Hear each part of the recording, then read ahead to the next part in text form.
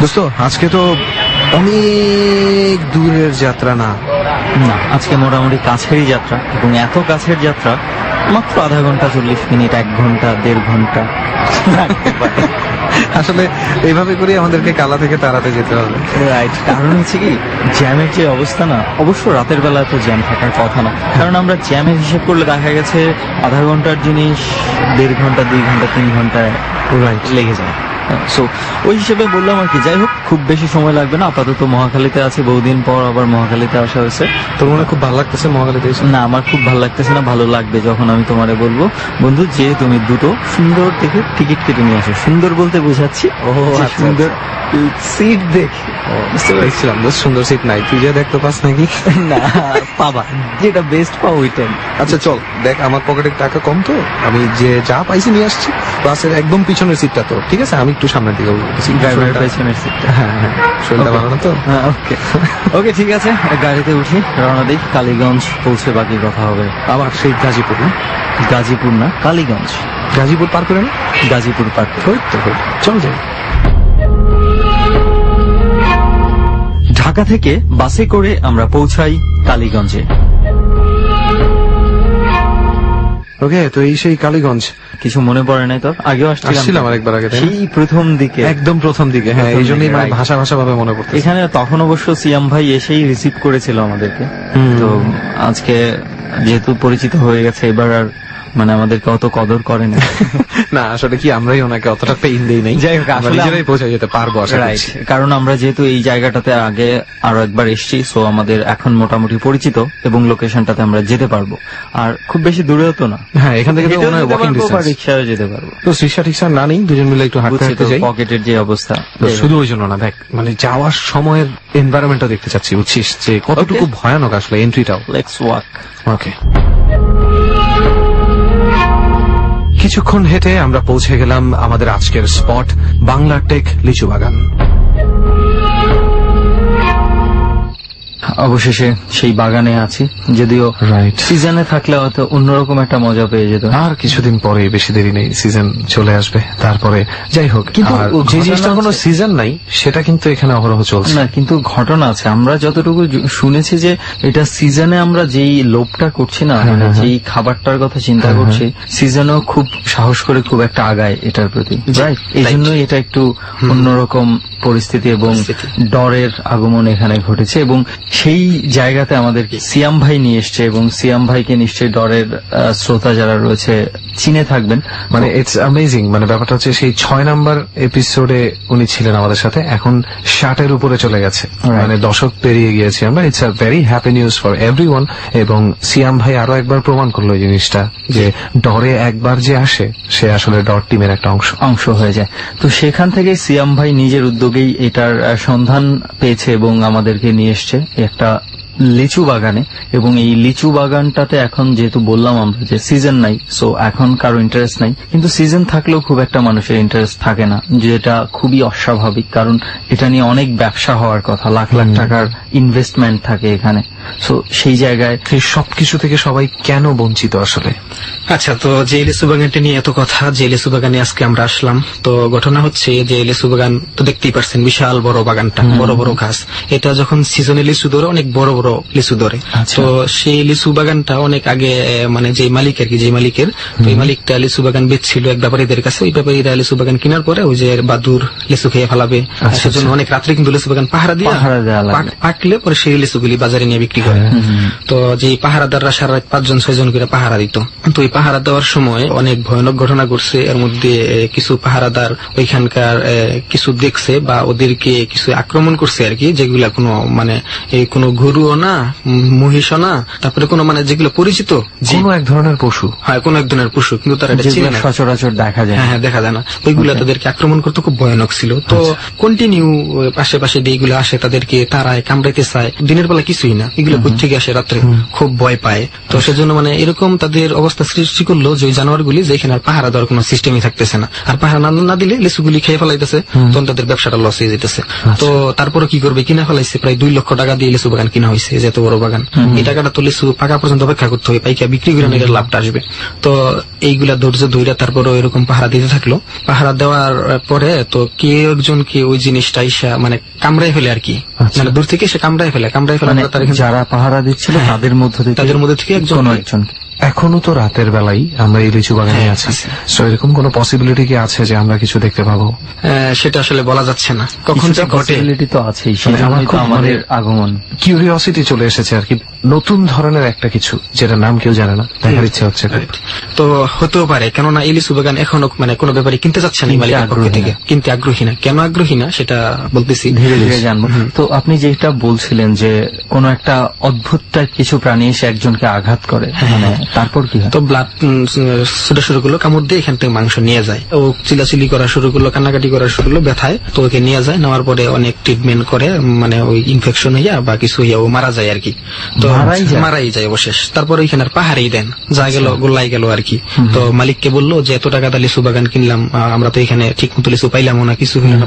আমাকে একটু বলেন যে এই যে বাগান আমরা যদিও রাতের বেলা খুব বেশি দূর পর্যন্ত দেখতে পাচ্ছি না, জঙ্গলের পরিমাণটা কি ভেতরের দিকে আরো অনেক বেশি? জি জি, ওই দিকটা কোনো বাড়িঘরই নেই, ওই দিকটা প্রায় 1 কিলোমিটার পরে হচ্ছে বাড়িঘর। আর এই লিচু বাগান, তারপরে আবার পেয়ারা বাগান, তারপরে এই দিকটা বাগানি, আর ওইটাকে হচ্ছে কবরস্থান, সেগুলো পুরনো, এখনো মানুষ মিলে কবর দেন। কিছুদিন আগে একজন মারা গেছে, ওই কবরটা ওইখানে আছে আর কি। আর এই যে এই পাশে এটা আমি কেন জিজ্ঞেস করলাম যে এটা যদি ইউজুয়ালি এরকম খুব ঘন জঙ্গল হয়ে থাকে, পশু পাখি মানে থাকাটা খুব স্বাভাবিক, কিন্তু অস্বাভাবিক বিষয় হচ্ছে যে সেটা কেউ দেখবে না, এটা হচ্ছে একটু অস্বাভাবিক যে এই ধরনের জিনিসই দেখা যাবে না। এক্স্যাক্টলি, কিছু ব্যাপার আসলেই অস্বাভাবিক, মানে আমরা হয়তো অনেক সময় চিন্তা করতে পারি না। যেমন উনি মানে আজকে আমরা যে জায়গাটায় আছি, এরকম মনে কর ঢাকা শহরে একটা স্কুল, সেটা যতই সুন্দর হোক না কেন দেখতে, গভীর রাত্রে 12:30 1টার সময় তুই যদি দেখিস স্কুল ঘরে আলো জ্বলছে, এটা কিন্তু অন্যরকম। রাইট। এই জায়গাটাও ঠিক ওরকমই একটা মানে ব্যবসায়িক প্রতিষ্ঠানই আমি বলতে পারি, যে লিচুর বিজনেসই তো করার চেষ্টা করা হয়েছিল এখানে। লিজ নিয়েছিলেন কেউ 2 লাখ টাকা খরচ করে। তো এখন এই লিজিং এর পরে রাতের বেলা কিন্তু অটোমেটিক্যালি, যেহেতু সে লিজ নিয়েছে জায়গাটা তার, তো রাতের বেলা সে কাউকে আসতে দিবে না, অটোমেটিক্যালি কিন্তু ব্যাপারগুলো রাতের জন্য এমটি হয়ে যাচ্ছে, সাধারণ মানুষের চলাফেরা এমনিও কম হয়ে যাচ্ছে। তো কিছু একটা এখানে তৈরি হতেই পারে মানে। আর বিশেষ কথাটা হচ্ছে যেটা, যে এখানে তো আমরা দিনের বেলা চলাফেরা করলে অনেক ধরনের আমাদের গ্রামে যেসব প্রাণীগুলি থাকে, যেরকম শিয়াল, কুকুর বা আদার্স দেখি দেখা যায়, প্রাণী হয়তো আইডেন্টিফাই করা যাবে, এটা চিতাবাঘ, এটা ছিল। আর আমাদের গ্রামের চিতাবাঘ বা বাঘ টাক থাকার সীমা থাকার কোনো প্রশ্ন নেই। গ্রামের যে কেউ থাকে হয়তো লোক চক্ষুর আড়ালে ছিল, কিন্তু ওনারা তো বুঝতে পারবে এই প্রাণীটা ছিল, কিন্তু এটা কেমন প্রাণী, কোন জগৎ থেকে আসলে এই প্রাণী, এটা কেউ চিনতে পারে না, আর এটাকে দিনে দেখাও যায় না। তারপর ওই লোকটা চিকিৎসা নিতে নিতে একসময় মারা গেল। মারা যাওয়ার পরে এই বাগানে অন্যরা ভয়ে যে ওদেরও জীবন আছে, ওদের বউ বাচ্চা বা ফ্যামিলি থেকে দেয় না, এই লিচু বাগান যাক গোল্লায় যাক, পাহাড় আর দেওয়া লাগবে না। তো পাহাড় আর দেয় না, বা 2টা দূর লিচু খেয়ে সব শেষ। ওই মালিক কি করে, রাত্রেও পাহারা দেয় না, বা 2টা দূরে খাইয়ে শেষ যা থাকে তা অল্প টাকা বিক্রি করে আর কি। তো আবার এই লিচু গাছ যে কাইটা ফেলাবি, এত বড় বাগান, মাথায় এত বিশাল সময়, হ্যাঁ, তো সেজন্য ওইটা মায়ায় কাটতেও পারে না। তো অনেক ব্যাপারীর কাছে আলাপ করে লিচুর সিজন আসলে যে 50,000 20,000 একদম সস্তা দিয়ে দেওয়ার জন্য। তো 2-4 বছর হয়ে গেছে, 5 বছর হয়ে গেছে। তো আমার পার্বতী বেশি চাচা লিচুর ব্যবসা শুরু করছে আর কি, তো বেশ লাভবান হয়েছে কয়েক জায়গায়। চিন্তা করলো অত বড় বাগান লিচুর, খুব সুন্দর, এটা কিনলে তো অনেক ভালো লাভবান হয়ে যাবে, অল্প টাকায় কেনা যাবে। তো চিন্তা করলো যে ঘটনা আগে হয়ে গেছে, এখন আর হবে এগুলা, এখন তো যুগই পাল্টাই গেছে। এরকম চিন্তা করে উনি 4-5 জন মিলে আর কি ব্যবসা করতো। তো ওদের সাথে শেয়ার করলো যে আমরা ওই বাগানটা নিব। তো সবাই খুব সাহসী ছিল, ওনার সাথে হয়ে গেছে, আমার সাথে হবে না, তারা এটা নিয়ে নিল। তো যখন পাহারা দেওয়ার সময় আসলো আর কি রাত্রে, তো তারা পাহারা দেওয়া শুরু করলো, হাতিয়ার নিয়ে রাখলো আর কি, যেগুলো আক্রমণ করার প্রস্তুতি নিয়ে। তারপরে এখন বিদ্যুৎ আসছে, বিদ্যুতের লাইট দিয়া, তারপরে দাও টাও অনেক কিছু নিয়ে আর কি পাহারা দিত। তো ঘুমাইতো না কেউ, সেফটি করে নিত তারা পাহারা দিত। তো এরকম আবার ওই যে কিছু ঠাডা বলে আর কি আমাদের গ্রাম অঞ্চলে, লেচু বাগানে বান্ধে টাইনা দড়ি দেওয়া, শব্দ করতো যাতে বাদুরগুলি না আসতো। তো সব ঠিকঠাকই ছিল। তো 10-15 দিন পরে হঠাৎ করে মানে কিছু দূর থেকে মানে শিয়ালের শব্দ না, ঠিক কুকুরের শব্দ না, মানে অন্য একটা কোনো প্রাণী, মানে অপরিচিত কোনো প্রাণীর একসাথে অনেকগুলি ডাকছে আর কি, এরকম তারা ফিল করলো বা শুনলো আর কি সবাই মিলে। তো সেটা আমলে নিল না, 2 দিন ডাকাডাকির পরে অচিনা সুর আর পায় নাই আর কি। তো এর মধ্যে ঠিক চলতেছে পাহারা, বাকি 3 জন ঘুমিয়েছিল আর 2 জন পাহারা দিচ্ছিল, যিনি আমার চাচা আর কি।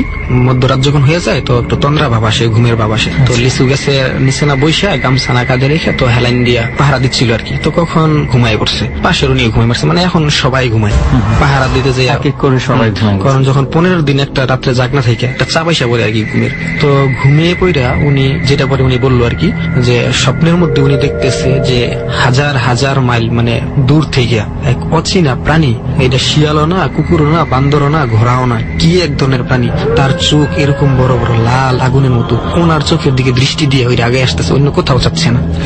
এর মধ্যে খাল বিল নদী নাতা যা পাইতেছে সব এক লাফে পারিয়ে দিতেছে।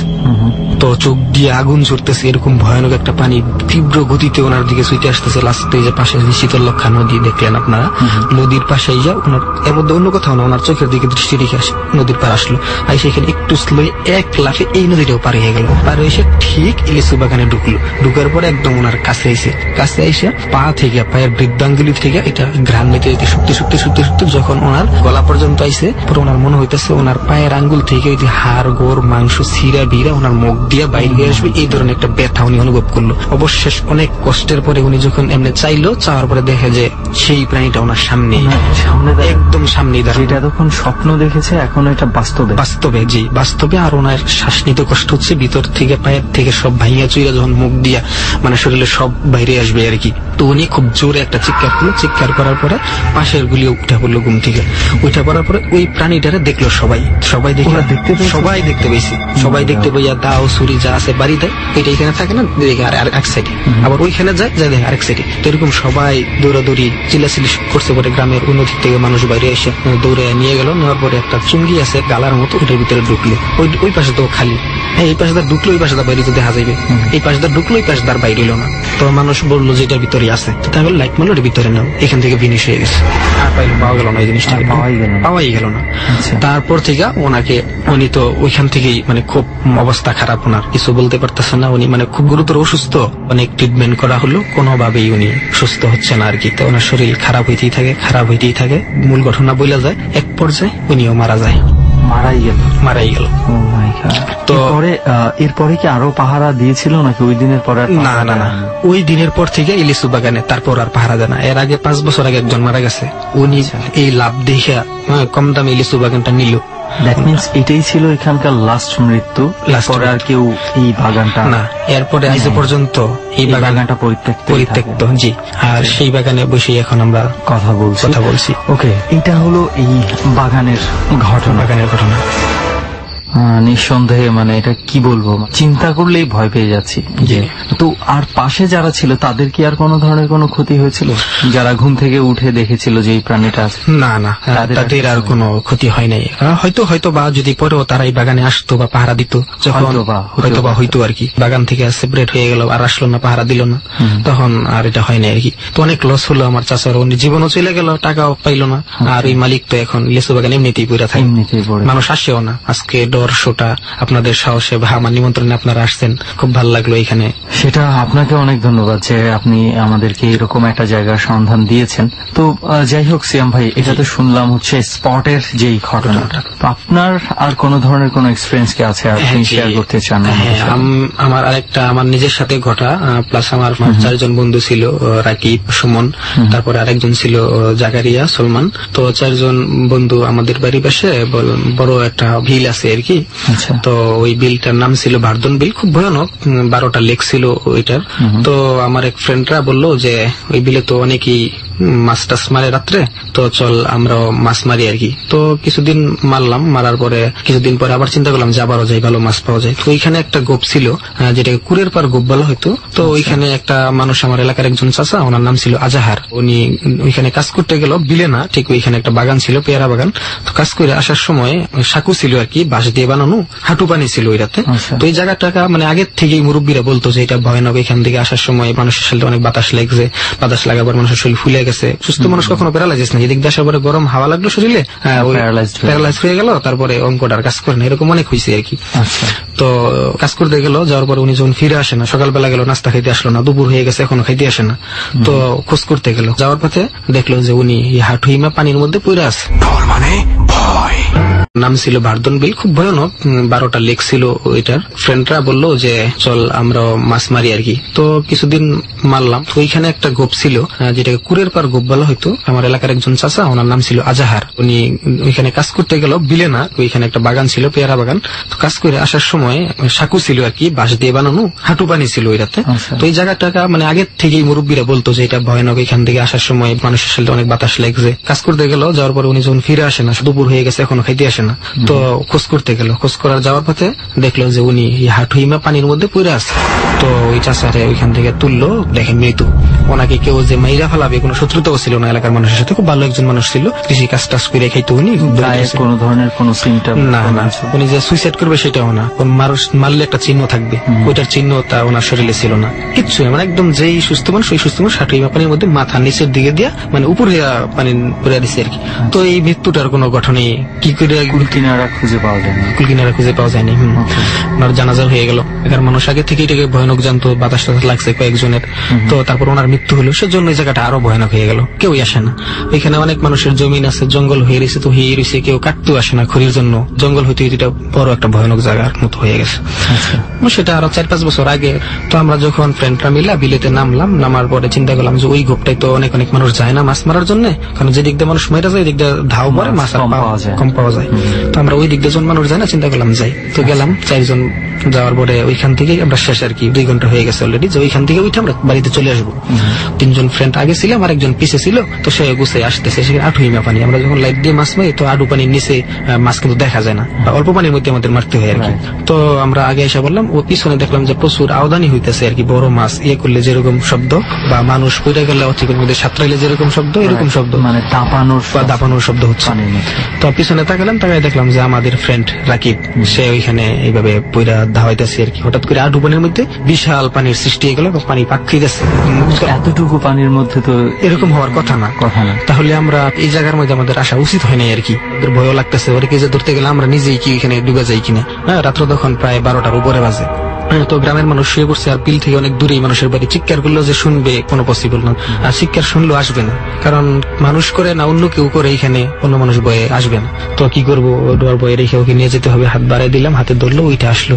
উঠার পরে ও খুব ক্লান্ত হয়ে গেছে, তো ওরে 2 জন মিলে রাকিবকে ধরে নিয়ে আমরা টানে উঠলাম। রাস্তাটা যখন হাঁটতেছি, তো যে রাস্তায় রাস্তা, তো বললাম যে কুরের পার, মানুষ আগেই আসতো না। দিনের বেলা একজন 2-3 বছর আগে এখানে হাঁটু পানিতে মুইরা মারা গেল। তো ওকে এই গালাটা ফাঁস করে যখন সামনে গেলাম, তো আমরা বাঙ্গুরালি একটা জিনিস আমাদের গ্রাম অঞ্চলে বলে, বাতাসটা পাক খাইয়া ঘুরে সামনে যা পাই, অনেকটা মানে স্থলভাগে যেটা বাতাসের ঘূর্ণির ফলে এটা তৈরি হয়। কি হয়তো দেখে থাকবেন, হঠাৎ করে আশেপাশের মানে কাগজ যা ময়লা আবর্জনা একভাবে ঘুরতে থাকে। জি জি জি জি, ঠিক। তো এরকম সেটা অনেক বড় আকার নিয়ে বিলের ওই পাশ থেকে বিলের পানি একদম পাল্টাইয়া একদম বাঁশঝাড়ের উপর দিয়ে বাঁশঝাড়টা মস্তায় ভাঙে একদিকে ফালাই দিছে। দেখে আমরা ভয় পেয়ে গেলাম, সাথে এই অবস্থা। তো ওই ঝড়টা আসার আগ মুহূর্ত ওই রাকিব কি করলো, সে মানে ঘুমরাইতেছে এবং আমাদের থেকে সুইটটা যাওয়ার জন্য, মানে আমাদের কাছ থেকে কোথাও চলে যেতে চাইতেছে, মানে চাইতেছে না যে আমরা তারা দৌড়ে রাখি। তো এর মধ্যে ওই খামসে টেমসে আমাদের শরীর মিলে ছিঁড়ে ফেলাইছে, ওর সাথে শক্তি পারতেছি না 2 জন মিলে। তো কি করবো, তারপরও আমরা আস্তে করে হাইটটা নিয়ে যেতেছি। তো বাতাসটা যখন একদম কাছে আসে, আমাদের এইখানে এসে একটা পাক খাওয়া শুরু করে। আমরা ওই পাকের মধ্যে ঘুরে যাই, আমরাও ঘুরতে থাকি। ঘুরে তো ওকে আমরা ছেড়ে দিই, সাইডে ঘুরে যাই, বাতাসটা চলে যায় আমাদেরকে ওভারটেক করে। আমরা উঠে আমাকে এক জায়গায় দেখি পড়ে রয়েছি, আরেকজন দেখি ওই পাশে পড়েছে। 2 জন একসাথে হইলাম। তো রাকিবকে আর বিশ্রায় পাই না, ওর আর বিশ্রায় পাই না। তো আমরা ওটা খুঁজতে থেকে দেখি যে ওই যেখানে দিনের বেলা মানুষ মরে পড়ছিল আজাহার নামের, তো ওই খাল দিয়ে সে নাইমা বিলের মাঝের দিকে দৌড়ান শুরু করছে। তো আমি কি কাজ করতেছে, মরার জন্য যাইতেছে, ওর তো নিজের সেন্স নাই, ওকে কিছু একটা ধরছে সেজন্য এরকম করতেছে। যাই হোক, ওরে বাঁচাইতে হইব। তো আমরা দৌড়ে ওরে আটকাইলাম, পারলাম কোন রকম ওকে বাড়িতে নিয়ে আসলাম। বাড়িতে আনার পরে অনেক বকাবাকি করলো যে এত রাত করে কেন যেতে হবে, বা এরকম ওই জায়গায় কেন যেতে হইব, বা গার্জিয়ানরা যাবো করে আর কি। সারা রাত সে একই অবস্থায় ছিল, পাহাড়ের মধ্যে রাখতেছে। তো সকালবেলা আমাদের এখানে মিলন নামের একজন কবিরাজ ছিল, কবিরাজকে খবর দেওয়া হলো। তো উনি আসলো, আসার পরে বললো যে ওকে বাজে একটা মানে কিছু আর কি জিন বা অন্য কিছু ওরা আটেক করছে আর কি। ওরা ওইখানে ছিল, তো ওই জায়গার মধ্যে ওর যাওয়া উচিত হয় নাই আর কি, বা আমাদের যাওয়ার উচিত হয় নাই। ওইটাতে পড়ে গেছে, ওদের অপছন্দ হয়েছিল, সেজন্য ওরে ধরছে। তো এখন ওই থেকে আর বিদায় করার উপায় কি করবো, বলছে যে ওই অনেক শক্তি করবো, উনি যে মন্ত্র প্রয়োগ করবো আর কি, খুব শক্তি করবো, বা চলে যেতে চাইবো বা মারতে চাইবো মানুষকে বা কবিরাজ চিল্লাচিল্লি মারতেছি। তো আমরা অবাক হইলাম যে কি বলে এটা। তখন ওরে ধরে রাখলো, আমিও ধরে রাখলাম, পাশে আমার আরেকজন ধরে রাখলো। তো কি জানি একটা কি ওনার নাকের কাছে নিল, নেওয়ার পরে ঘ্রাণ নেওয়ার পরে ওই শো করে খেপে উঠলো, কেন ওর সাথে এরকম করা হইতেছে, ওরে কষ্ট দেওয়া হইতেছে, এটা ঠিক হইতেছে না। যে কবিরাজ বকতেছে যে এটা ঠিক হইতেছে না, ওর খারাপ করবো, ওরে ধ্বংস করে দিব, ওরে মারবো, ওরে চিনে না, মানে ওর নিজের কণ্ঠে অন্যরকম একটা কণ্ঠে অন্যরকম স্বর নিয়ে রাকিব এটা বলতেছে, কিন্তু এক্স্যাক্টলি কবিরাজ বলতেছে এটা রাকিব বলতেছে না, যে ধরছে সে বলতেছে। তো এর মধ্যে শক্তি করতেছে, খুব খেপতেছে। তো বলছে যে তুই ওরে ধরছিস কেন, তোর নাম কি, মানে যে জিনিসটা আসর করছে রাকিবের উপরে ওইটার একটা নাম বলছিল, নামটা আমার স্মরণে নাই। ওই কাজটা ঠিক করে নাই, ওরা এখান দিয়ে গেছে। তারপরে ও যে আমরা যে দিক দিয়ে আসছি আর ওইটা নাকি এটা ওই নিজে পানি দিয়েও যায়, বাতাস দিয়েও যায়, মানে হাওয়া দিয়েও চলাফেরা করে আর কি। তো আপনাদের দ্বারা ওটা ডিস্টার্ব হয়েছে। তো সেজন্য রাকিব কাছে বইরা গেছে, ওরই ধরলো, মেরা ফেলার ইচ্ছা ছিল আর কি। আমরা যখন সহযোগিতা করাই ওর ভিতরে রেখে গেছে, ওইটা রয়ে গেছে। যখন ও একা থাকবে বা কখন কিছু করবে ওরে নিয়ে আবার সুযোগের অপেক্ষায়। তো কবিরাজকে খবর দেওয়ার পরে যখন ওকে চিকিৎসা নেওয়া হইলো, তো বলতেছে না যাবেই না, ওরে মাইরে হয়ে যাইব, রাকিবের ধ্বংস করে যাইব। আর রাকিবের ভিতর থেকে যদি রাকিব থেকে যদি ওরা সরাইতে যায় তারে মেরে ফেলাইব। তখন একজন মোবাইল দিয়ে এইগুলা রেকর্ড করলো আর কি, কথাগুলি রেকর্ড করলো। কবিরাজ এরকম করতেছে, চিকিৎসা দিতেছে, দেওয়ার পর অনেক ঝাড়া করলো, কোনোভাবেই যাইবে না। অবশেষ অনেক কষ্ট দেওয়ার পরে আর ওই দিক দেওয়ার অনেক পিটাইলো, এরকম বড় একটা লাঠি নিয়ে ওর শরীর আঘাত করে থাকলো, ফুলে গেল। তো বলতেছে যে এইগুলো কি করতেছেন, ওরা এরকম মারতেছেন, এইগুলো একটু ওই ব্যথা পাইতেছে না। আর ওই দিকে চিৎকারও করতেছে যে ছেড়ে দে, ঠিক আছে আমি চলে যাম। কইতেছে এখন তুই যাবি না, কই হজাম, কই আচ্ছা ঠিক আছে। তো কি করলে যাবি? তো আমাদের ওই যে বিলের ধারে বিশাল বড় একটা গাছ ছিল, ওইটা কদম গাছ আর কি, অনেক পুরনো আর কি, অনেক মোটা, অনেক লম্বা হয়ে গেছে, অনেক ফুলও ধরতো। তো গাছটা খুব সুন্দর দেখা যেত, একটু ভয়ানক হলেও খুব সুন্দর। তো বললো ওই শনিবার দিন সন্ধ্যার পরে ওইটাতে যেন ওই মম, আগরবাতি, তারপর আরো 2 কেজি মিষ্টি নিয়ে দিয়ে আসে ওই গাছটার মধ্যে। এগুলা রেকর্ড করা আছে আর কি ফোনে, আপনারা চাইলে রেকর্ডটা তো করা যেতে পারে, দিলে ও চলে যাবো। তো বলছে যে ঠিক আছে তুই যে বলছো ওইখানে মোমবাতি আগরবাতি দিব, এটা তো 2 দিন পর, কিন্তু আজকে যে এখন তুই ওর কাছ থেকে চলে যাবি, এটার প্রমাণ দিয়ে যা। তখন ও বলতেছে কি প্রমাণ চান? বাইরে একটা আম গাছ ছিল, ওইখানে আমের মুকুলের সিজন আর কি, হ্যাঁ পুরা গাছের মধ্যে মুকুল। তো বলতেছে যে ঠিক আছে তুই বাইরে ওই আম গাছটা যে আছে ওই আম গাছের একটা ডালা ভেঙে দিয়ে যা। কবিরাজ বললো যে ঠিক আছে আমি যেটা করতেছি এটা কিন্তু একদম মানে ওর থেকে চলে যাবো, এটা প্রমাণ। আপনারা মনে করতে পারেন যে আম গাছের ডালা আমি কেউ আম গাছে বসা রেখেছি, সে ভাঙতেছে, আপনারা কেউ দেখে আসেন পুরো আম গাছে কেউ আছে কিনা। আমি তারপরে আমার অন্য ফ্রেন্ড, এটা কবিরাজ বলছে এটা কারোর মধ্যে কোনো সন্দেহের সৃষ্টি না করার জন্য। এটা ওই রাকিবও বলছে তার মুখ দিয়া, কি প্রমাণ চান? তো কবিরাজ বললো যে আম গাছের ডালা ভেঙে দিয়ে যা। ঠিক আছে, তো কবিরাজ বলতে আপনারা গেলেন যে কবিরাজ আগে থেকে কাউকে বসিয়ে রেখেছে কিনা আম গাছের মধ্যে দেখার জন্য। তখন আমরা গেছি যে দিছে না, আম গাছের লাইট লুট দিয়ে কেউই নেই, কিছুই নেই। তো ঘরে যখন আসছি তো সে হঠাৎ করে শরীর সাইডা দিয়ে একদম ঘুমের মধ্যে পড়ে গেল আর কি। আর 2 মিনিটের ভিতরে বিকট এক শব্দ হইল, দৌড় দিয়ে গেছি যে দেখেছে মোটা, মানে গাছের যে মোটা ডালাটা, মূল ডালাটা ওইটাই ভেঙে মাটিতে ফেলাই দিছে। এটা একটা মানুষের সম্ভব না, আর কুড়াল দিয়ে কাটলে তো বা কোনো দিয়ে কাটলে এটা সময় লাগবে, ঠকঠক হইব, এরকম মোটা ডালা এটা একদম এক মোচরে ভাঙে মাটিতে ফেলাই দিছে। অবাক কি দেখলাম এটা, তখন তো ভয়, মানে ওইখান থেকে আরো বেশি ভয় কাজ করছে যে এত শক্তিওয়ালা একটা কিছু ওইখানে ছিল আর আমরা সেখানে গেলাম। যে ওই জ্বরটা তো ওই বসাইছে, ওইটা তো এমনিতে কোনো জ্বর ছিল না, আল্লাহ যে আমাদেরকে বাঁচাই নিয়ে আসছে, বা রাকিব যে বাঁচছে, ওই ছিলাম কোন মুহূর্তে কোন জায়গায় গেছিলাম আমরা, আজহার তেমনি মারা যায়নি, কেমন একটা বিপদে আমরা ছিলাম। তো ওইগুলা মানুষ দেখলো, দেখে খুব ভয় পাইল আর কি। যারা কখনো বিশ্বাস করতো না যেগুলা, তারা দেখে বিশ্বাস করছে যে না এরকম কিছু আছে। তারপর থেকে বিলের ধারে কাছে বা ওই কুড়ের ধারের কাছে অন্য আর কেউ চায়নি। আর ও যখন সুস্থ হয়েছে, ঘুমাইলো, সারাদিন ঘুমাইলো, রাত ঘুমাইলো, পরের দিন সে উঠলো, ওটার পরে খাওয়া দাওয়ার পরে যখন সুস্থ হলো, মেন্টালি ঠিক হইলো, তখন পরে এই মোবাইলের রেকর্ড গুলি ওরা শোনাইলাম। ওই কিচ্ছুই বলতে পারে না, এটা করেই নেই, সে কিচ্ছুই বলতে পারে না। তো এই ছিল আর কি আমাদের ফ্রেন্ডের সাথে ঘটনা। হচ্ছে এইটাই ছিল আপনার ফ্রেন্ডের সাথে যে এক্সপেরিয়েন্সটা ছিল। ভালো একটা কথা বলেছেন যে আপনি কি শক্তিশালী একটা জিনিস আপনার ফ্রেন্ডকে অ্যাটাক করেছিল এবং সেটা আপনাদের উপরও হতে পারত, এবং যাই হোক কোনো না কোনো ভাবে আপনারা বেঁচে গেছেন। তো অনেক ধন্যবাদ সিয়াম ভাই।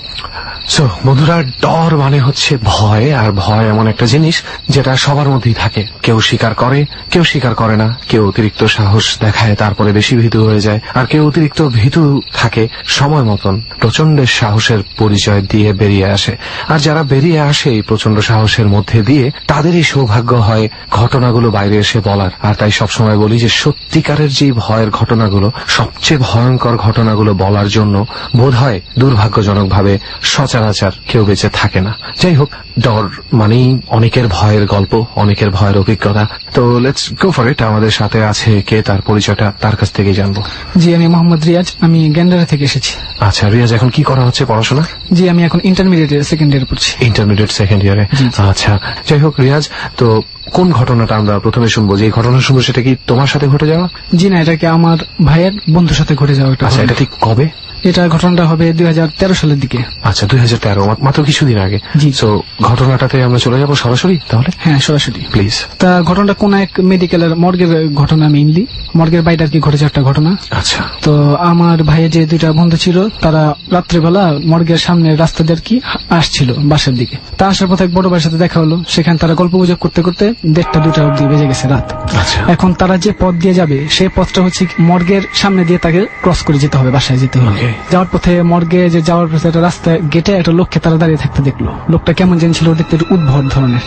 আচ্ছা, আমি একটা জিনিস একটু কনফিউজড হয়ে গেলাম যে মর্গ তো একটা বিল্ডিং এর যে কোনো একটা অংশে থাকে। জি জি। শুধু মর্গের জন্য তো আলাদা বিল্ডিং বোধহয় হয় না, হয় কি? জি না, হয় না। ওটা কি মর্গের যে গেটটা আছে ঠিক ওই গেটের সামনে আর কি লোকেশনটার কি আনুমানিক। আচ্ছা আচ্ছা, মানে ব্যাপারটা আমি একটু আমার শ্রোতা বন্ধুদের উদ্দেশ্যে আসলে এতগুলো প্রশ্ন করা, তো আমি একটু বুঝিয়ে বলে রাখি যে অনেক হাসপাতালে এমন আছে যে মর্গের জন্য গেটওয়েটা থাকে আলাদা, অন্য একটা সাইড থেকে, পেছন থেকে বা সাইড থেকে মর্গে সরাসরি চলে যাওয়া যায়। খুব সম্ভবত এরকম একটা পথ দিয়েই আপনার ফ্রেন্ডের বড় ভাই যাচ্ছিল। জি জি জি। আচ্ছা, তারপর দুই বন্ধু বাড়িতে ফিরতেছিল, তারা উদ্ভট মানুষকে দেখতে পেলো। ওরা ওই লোকটা ওই দুই ভাইকে প্রশ্ন করতেছে যে তোমরা এত রাত্রে কোথায় যাও, তোমরা কোথায় থাকো? বলে যে আমরা থাকি সামনে থাকি, আমরা বাসায় যেতেছি, একটু দেরি হয়েছে আজকে বাসায় যেতে। ঠিক আছে, এত রাত্রে বলে এখানে চলাফেরা করবা না, আর এখান দিয়ে সোজা হাঁটা দিবা, পেছন দিকে ফিরা তাকাবা না, যে পেছনে কি হইতেছে কেউ ডাকলে তোমরা পেছন ফিরা তাকাইবা না, তোমরা সোজা হাঁটা দিবা। ওরা হাঁটা শুরু করলো মর্গের সামনে দিয়ে আর কি, হাঁটা শুরু করলো গেটের সামনে দিয়ে আর কি। তো যাওয়ার পরে এক বন্ধুর মনে শয়তানি খেললো, যে চিন্তা করলো যে না, বলছে যখন পিছে তাকায় দেখবো কি হয়, কেউ ডাক দিলে আমরা পিছে তাকিয়ে দেখবো, জাস্ট কৌতূহল। জি জি। পরে তারা কিছু দূর আগানোর পর তারা দেখলো পিছন থেকে তাদের কেউ ডাকছে, রকি রনি বলে বলে। তো তারা পিছনে ডাকছে, হ্যাঁ হ্যাঁ নাম ধরে ডাকছে। তো পেছনে তারা ঘুরে তাকালো, তাকানোর পর দেখলো যে দুইটা বন্ধু সেখানে দাঁড়িয়ে আছে। তাদের এমন দুজন বন্ধু যে বন্ধু নাকি ঢাকায় থাকে না, তারা থাকে হলো গ্রামাঞ্চলে, এবং তাদের সাথে অনেকদিন কন্ট্যাক্ট হয় না, খুব একটা কানেকশন নেই এমন বন্ধু। ওই বন্ধুর নাম ছিল প্রান্ত। প্রান্ত বলছে আরে কি অবস্থা, কি খবর তোর? কুলকে এই তো ভালো। সামনে কাছে আয়। তারা যখন কাছে গেল, এক পর্যায়ে তারা হাঁটতেছিল, হাঁটতে হাঁটতে কখন তারা মর্গের একদম গেটের সামনে চলে আসছে টেরও পায়নি। তখন হঠাৎ লক্ষ্য করা গেল যে একটা বন্ধু সেখানে নেই, যে দুজনকে তারা দেখছিল। আচ্ছা। তাহলে বললো প্রান্ত তোর সাথে যে ছিল আমাদের বন্ধু, ও কোথায় গেল? ও সিগারেট আনতে গেছে। কখন গেল কিছু টের পাইলাম না, আমার চোখের সামনে তো ছিল, তা কোথায় গেল হঠাৎ করে আমরা খেয়াল করলাম না। এই তো চলে আসবো। তা মর্গে গেটে যাওয়ার পরে একদম গেটের কাছে গেছে যখন দাঁড়িয়েছে, তখন দেখলো যে প্রান্ত নামে যে বন্ধুটা আস্তে আস্তে হাওয়ায় মিলে যাচ্ছে, অদৃশ্য হয়ে যাচ্ছে চোখের সামনে। বুঝলাম না যে তারা যখন দেখতেছিল তখন যাচ্ছে মানে কিভাবে, মানে আস্তে আস্তে আবছা হয়ে যাচ্ছে, জিনিসটা মানে গায়েবের পর্যায়ে চলে যাচ্ছে অটোমেটিক। তারা বুঝতে পারছেন মানে কি তার শরীরের এফোর ওপর কি দেখা যাচ্ছিল? না না একটা ব্যাপার, না না এফোর ওপর না আর কি, সে আর কি হাওয়ায় অদৃশ্য হয়ে যাচ্ছিল আস্তে আস্তে চোখের সামনে। তো তারা ব্যাপারটা বুঝতে পারলো না। পরেলা রনি বলছে যে দোস্ত দেখ দেখ আমার চোখের সামনে কি হচ্ছে, এটা তো হ্যালুসিনেশন না, মাত্র সেন্সই আছে আমাদের, তা এটা আমরা কি দেখছি চোখের সামনে। আচ্ছা, তারপর রকি বললো যে না দোস্ত ভুলে গেছে, মজা করাটা উচিত হয়নি, আমরা এখন অনেক বড় বিপদে ফাঁসছি। তখন তার পিছনে শুনতে পেলো যে তার পিছন থেকে তার ডাক শুনতে পেলো যে তার এমন সব আত্মীয় স্বজন তাদেরকে ডাকা শুরু করলো রকি রনি বলে, যা নাকি দুনিয়াতেই বেঁচে নি। তখন তাদের সাহস হলো না যে পিছনে ফিরে তাকায় দেখবে, এবার তাদের সাহসে কুলায়নি। তারা কি করলো, তখন তারা অলরেডি মর্গের গেটের সামনে দাঁড়াইছে, এবং সেখানে একটা লোকও নেই, কোনো জনপ্রাণীও নেই সেখানে। যে উদ্ভট লোকটা ছিল গেটের সামনে প্রথমে তাদেরকে সাবধান করেছিল, কেউ নেই যাওয়ার পথে তারা চিন্তা করলো যে না, এখান থেকে তাদের বের হতে হবে, তারা অনেক বড় বিপদে ফেসে গেছে। তখন তারা ফার্স্টলি হাঁটা শুরু করলো। হাঁটতে হাঁটতে তারা যখন মগটা ছাড়া সামনে চলে আসলো, তখন আরেকটা বড় ভাইয়ের সাথে দেখা হইলো। তো দেখার পরে বললো যে তোমরা এখানে কি করো? পরে কি না, আমরা এখানে একটু আসছিলাম তো দেরি হয়ে গেছে, বাসায় ফিরতেছি। বলো কি না, খবরদার এখানে চলাফেরা করবো, যাও বাসায় যাও। এটা কি তাদের আরেকটা পরিচিত বড় ভাই আর কি বলছে সেখানে ওই এলাকারই। জি জি জি, সম্ভবত হসপিটালে কর্মরত ছিল। পরে বললো যে তোমরা গেটের সামনে পাচারি করতেছিল, আবার দেখলো পিছিয়ে ঘোরা কাদের সাথে কথা বললা, কি কে ছিল? তোমাকে পাগল হয়ে গেছো নাকি অন্য কিছু? মানে উনি কাউকে দেখতে পাচ্ছে, দুইটা ছেলে পিছনে তোমার হাতটাতে কোথায় চলে গেল, এটা কেমন? হাঁটতে হাঁটতে তারা যখন মগটা ছাড়া সামনে চলে আসলো তখন আরেকটা বড় ভাইয়ের সাথে দেখা হইলো। সে সম্ভবত হসপিটালে কর্মরত ছিল। আচ্ছা আচ্ছা। পরে বললো যে তোমরা গেটের সামনে পাচারি করতেছিলা, আবার দেখলাম পিছে ঘোরা কাদের সাথে যেন কথা বললা, কি কে ছিল, তোমাকে পাগল হয়ে গেছো নাকি অন্য কিছু? মানে উনি কাউকে দেখতে উনি কাকে দেখেননি। শুধু দেখতে পাচ্ছে দুটা ছেলে পিছনে ঘুরে কথা বলছে। হ্যাঁ, তোমার হাঁটতে কোথায় চলে গেলা, এটা কেমন হইলো, বুঝলাম না কিছু। আচ্ছা। তখন বললো যে আমরা একটা এরকম লোক দেখলাম, যে এরকম লোকটার, ও আমি একটা কথা বলতে ভুলে গেছি, যে লোকটা তাদের বলছিল পিছে ঘুরে তাকেও না, সেই লোকটার শরীরে ক্ষত বিক্ষত দাগ ছিল। এটা কি তাজা ক্ষত বিক্ষত? হ্যাঁ, তাজা ক্ষত বিক্ষত, এই ফোর করা ছিল ঘাড়ের সাইড দিয়ে আর কি, একটু মানে রক্ত জমে ছিল সেই জায়গায়। মাই গুডনেস, এটা দেখে তো ওদের দুজনের ভয় পেয়ে যাওয়ার কথা ছিল। ভয় পাই, কিন্তু তারা ভয় পায়নি, তাদের আবার একটু দুঃসাহসী টাইপের ছিল। দুই বন্ধু মিলে একসাথে থাকলে আসলে অনেক কিছু অনেক সময় খুব মজার মনে হয়। হ্যাঁ, তখন তারা বিবরণ দিল যে আমরা এরকমটা লোক দেখলাম আমাদের যে গেটের পাশে, তখন বলছিল পিছিয়ে করে তাকাইতে মানে, কিন্তু আমরা তাকিয়েছিলাম। কোন লোকের কথা বললো যে এরকম ঘাড়ের সাইডে কাটা ছিল এবং পরনে পোশাক ছিল। ও মাই গড, এই লোক তো 2 দিন আগে মারা গেছে, এই লোক তো বেঁচে নেই, তো তোমরা কাকে দেখলা? এই লোক বেঁচে নেই। তখন তারা বললো, তখন বড় হয়ে বলে যে এখান থেকে আইসো না, আল্লাহ পাক তোমাদের বাঁচাইছে, তোমরা ভবিষ্যতে এরকম আর কাজ করো না, তোমরা বাসায় চলে যাও। আর পেছন দিকে যদি কেউ আবার ডাকে ভুলেও পেছনে ফিরে তাকাইবে না। পরে তারা বাসায় ফেরার পথে অনেকবার তার রাস্তায় যাওয়ার পথে পেছন থেকে অনেক ডাক শুনছে, তাদের আপন জনের গলা ধরে কি ডাকছে, কিন্তু তারা একবার পেছন ফিরে তাকাবে। মাই গুডনেস, আসলে কখন কার সাথে মজায়ও কি ঘটে যায়। তাই আমি সবাইকে একটু বলতে চাই যে অনেক সময় দেখা যায় যে 2-3 জন বন্ধু একসাথে থাকলে অনেক রকম প্ল্যান করে, যে চলো আমরা প্ল্যান চেট করি, চলো আমরা আজকে মর্গে যাই, চলো আমরা আজকে কবরস্থানে থাকি, চলো আমরা আজকে একটু শ্মশানঘাট থেকে ঘুরে আসি। সাহস কিন্তু মাঝে মাঝে ধোকা দেয়। মনে হয় যে আমার অনেক সাহস আছে, আমি গেলে পারবো, কিন্তু যখন সামনাসামনি সেই সিচুয়েশনটা পড়ে, অনেক বাহাদুর অনেক সময় চোরের চেয়েও ভীতুতে পরিণত হয়। তখন কিন্তু আর কোনো উপায় থাকে না, কারণ সাহস করে ভুলটা করা হয়ে গেছে। যাই হোক রিয়াজ, এই গল্পটা থেকে আমরা অনেক কিছু শিখলামও, যে আমাদের কি করা উচিত আর কি করা উচিত না। এছাড়া আর কোনো এক্সপেরিয়েন্স? জি, আরেকটা ঘটনা আছে, ওটাও একটা মর্গের কাহিনী, ডাক্তার নার্সের কাহিনী। প্লিজ। একটা লোকের মার্ডার হয়েছে, তো মার্ডার হওয়ার পর লাশটা এত আর কি বিভৎস দেখাচ্ছিল, মানে ফোর করা শরীর, ক্ষত বিক্ষত জায়গায় জায়গায়, মানে খুন হওয়া লাশ, এবং খুব খারাপ অবস্থা লাশ। আচ্ছা, একটু জিজ্ঞেস করে নি রিয়াজ, এই ঘটনাটা তুমি কার কাছ থেকে শুনেছো? যেটা আমার ভাইয়ের কাছ থেকে শোনা। তোমার ভাইয়ের কাছ থেকে? আচ্ছা। লাশের অবস্থা খুব খারাপ, সেটা আগে পোস্টমর্টম করতে হবে, যেহেতু খুন কে করছে সেটা জানা যায়নি, সেটা মর্গে দেওয়া হয়েছে পোস্টমর্টম করার জন্য। 2টা নার্স ছিল, একটা ডাক্তার ছিল, তো তারা যথারীতি পোস্টমর্টম করার জন্য রুমে নিয়ে গেছে। ডাক্তার আর কি কনফিউশনে পড়ে গেছে যে লাশ এরকম মানে একটু ভেজাল আর কি, এরকম কাজটা করার কি। তা তিনি কেচি নিলেন, ছুরি নিলেন, এবং একটা নার্সকে বললেন যে তুমি যাই যে কাজটা করো, আমি এটা এখন করা শুরু করবো আর কি, কাটবো লাশটা। তিনি বলেছে ঠিক আছে। সে নার্স চলে গেল, নার্সটা ফিরে আসছে না। তিনি চিন্তা করলেন আচ্ছা ঠিক আছে, আমি কাজ করা শুরু করি। তা কাজ করা যখন শুরু করবেন তখন সেখানে বিদ্যুৎ চলে গেল, সেগুলো সম্পূর্ণ অন্ধকার হয়ে গেল। তখন ডাক্তার ছিল, সাথে ছিল একটা নার্স। আনফরচুনেটলি তাদের সাথে কোনো টর্চ লাইট ছিল না। তখন তিনি নার্সকে বলে যে যাও তুমি একটু দেখো আলোর ব্যবস্থা করতে পারো কিনা। আচ্ছা, হসপিটাল যেহেতু ইউজুয়ালি জেনারেটর থাকার কথা। জি, সেখানে কোনো জেনারেটর ছিল না। আচ্ছা। তখন নার্সকে পাঠালেন যে তুমি যাও দেখো আলোর ব্যবস্থা করতে পারো কিনা। তো সে সামনে যাওয়ার পরে চিৎকার করলো, তখন ডাক্তার ছুটে গেলেন। ছুটে যাওয়ার পর দেখলেন যে 2 জন নার্সই ক্ষত বিক্ষত অবস্থায় মাটিতে পড়ে রয়েছে, এবং গল গল করে রক্ত বেরো, সারা মেঝ ভিজে আছে রক্ত দিয়ে। এরপরে যে কি হয়েছে সেটা কেউ আর কি বলতে পারে না। ডাক্তারটাকে পরে ওখান থেকে উদ্ধার করা হয় অর্ধমৃত অবস্থায়। পরে ডাক্তার যা বললো যে সেখানে যাওয়ার পর দেখেন 2টা নার্স মার্ডারের মতো হয়েছে, সারা শরীরে কাটা ক্ষত বিক্ষত দাগ, রক্ত মেঝেতে ভিজে আছে। এবং সামনে দেওয়ার দেখলেন যে লাশটা তিনি পোস্টমর্টম করবেন সেই লাশটি তার সামনে ক্ষত বিক্ষত অবস্থায় দাঁড়িয়ে আছে, তার শরীর দাঁড়িয়ে আছে, এবং তার শরীরে টপ রক্ত মাটিতে পড়ছে আর কি। তা পড়ার পরে ডাক্তার তো তখন ভয় পেয়ে গেলেন যে ডাক্তারকেও সে আসলো এবং অনেক আঘাত করলো। ডাক্তার সেখানে সেন্সলেসে পড়ে গেল। পরদিন যখন উদ্ধার করা হলো তখন ডাক্তারকে হসপিটালে নেওয়া হয়েছিল। নার্স 2টা মারা গেছে, এবং যে লাশটা কি পোস্টমর্টম করার জন্য ছিল সেই লাশটা পরে আর পোস্টমর্টম করা হয়নি, কারণ লাশটা পোস্টমর্টম করতে যেই গেছে তারই প্রবলেম ফেস করতে হয়েছে। এই ছিল ঘটনা। আচ্ছা, লাশটা কার ছিল সেটা কি জানার কোনো উপায় আছে? লাশটা ছিল একটা যুবকের। মানে সে কে ছিল সেটা আর কি কেউ বলতে পারে না, আমি এত তথ্য জানি না এই ব্যাপারে আর কি। এটা জানতে পারলে আমাদের জন্য একটু সুবিধা হতো আর কি, যে আমরা একটু রেফারেন্স খুঁজে বের করতে পারতাম যে অ্যাকচুয়ালি কেন একটা লাশ থেকে এই ধরনের ব্যবহার তৈরি হবে, বা আসলে কি কোনো ভুল ছিল ডাক্তারদেরই নাকি কি। যাই হোক, আরো একটা অদ্ভুত স্টোরি, এটাও ছিল মর্গ রিলেটেড। মর্গ নিয়ে আমরা একটা পর্ব মর্গের ভেতরে গিয়েই করেছিলাম, সেই জন্য আমরা এই ধরনের কিছু গল্প পেয়েছিলাম। Thank you Riyaz. আচ্ছা, এছাড়া আর কোনো এক্সপিরিয়েন্স? এছাড়া আরেকটা আছে, ওটা আমার ভাইয়ের বন্ধুর আর কি ছোটবেলার একটা কাহিনী। আচ্ছা, সে থাকতো তার নানুর বাসায়, মাকে নিয়ে সেখানেই থাকতো। তো তার নানি মারা যায়। অনেকে যে বিশ্বাস করে যে কেউ মারা গেলে আর কি 40 দিন পর্যন্ত তার আত্মার নাকি বাসায় থাকে এবং 40 দিন পর্যন্ত সে বাড়িতে আর কি কোনো টিভি ছাড়া অথবা খেলাধুলায় যেত জিনিসটা আর কি করা হয় না, শৌক হিসেবে। এটা অনেকের বিশ্বাস। তো আমার ভাই যে বন্ধু, সে ছোটবেলায় বন্ধুর সাথে ক্রিকেট খেলতো প্রতিদিন। 35 দিন পর্যন্ত তারা ক্রিকেট খেলা সম্পূর্ণ বন্ধ রাখছে, ছাদে ক্রিকেট খেলা। তো বন্ধ হয়ে যাওয়ার পর 35 দিন পর তার বন্ধুরা তাকে বললো যে দোস্ত অনেকদিন হয়েছে, কিছু হইব না, চল আমরা পুনরায় খেলা শুরু করি ক্রিকেট। তা বন্ধু ভাই যে সজীব ছিল না, ও অনেক মানা করছে, না দোস্ত দরকার নেই, আর 5টা দিন আমরা ওয়েট করি। বন্ধুরা মানতে নারাজ, বন্ধুরা বলছে না আমরা খেলবোই, চল। পরে তারা ছাদে গেল, যাওয়ার পর ক্রিকেট খেলা শুরু করলো। তখন ওই সজীব শুনতে পাইলো যে পিছন থেকে কি জানে বলছে, আমার ভয় লাগছে, আমার ভয় লাগছে। তো সে বুঝলো না, পিছনে টাকা দেখলে কেউ নেই, তার নানুর মতো গলার আওয়াজ আসছে তার কানে। আবার খেলছে, ছায়া দেখলে আমার ভয় লাগে, খেলা বন্ধ কর, আমার ভয় লাগছে, কিন্তু আমার ভয় লাগছে।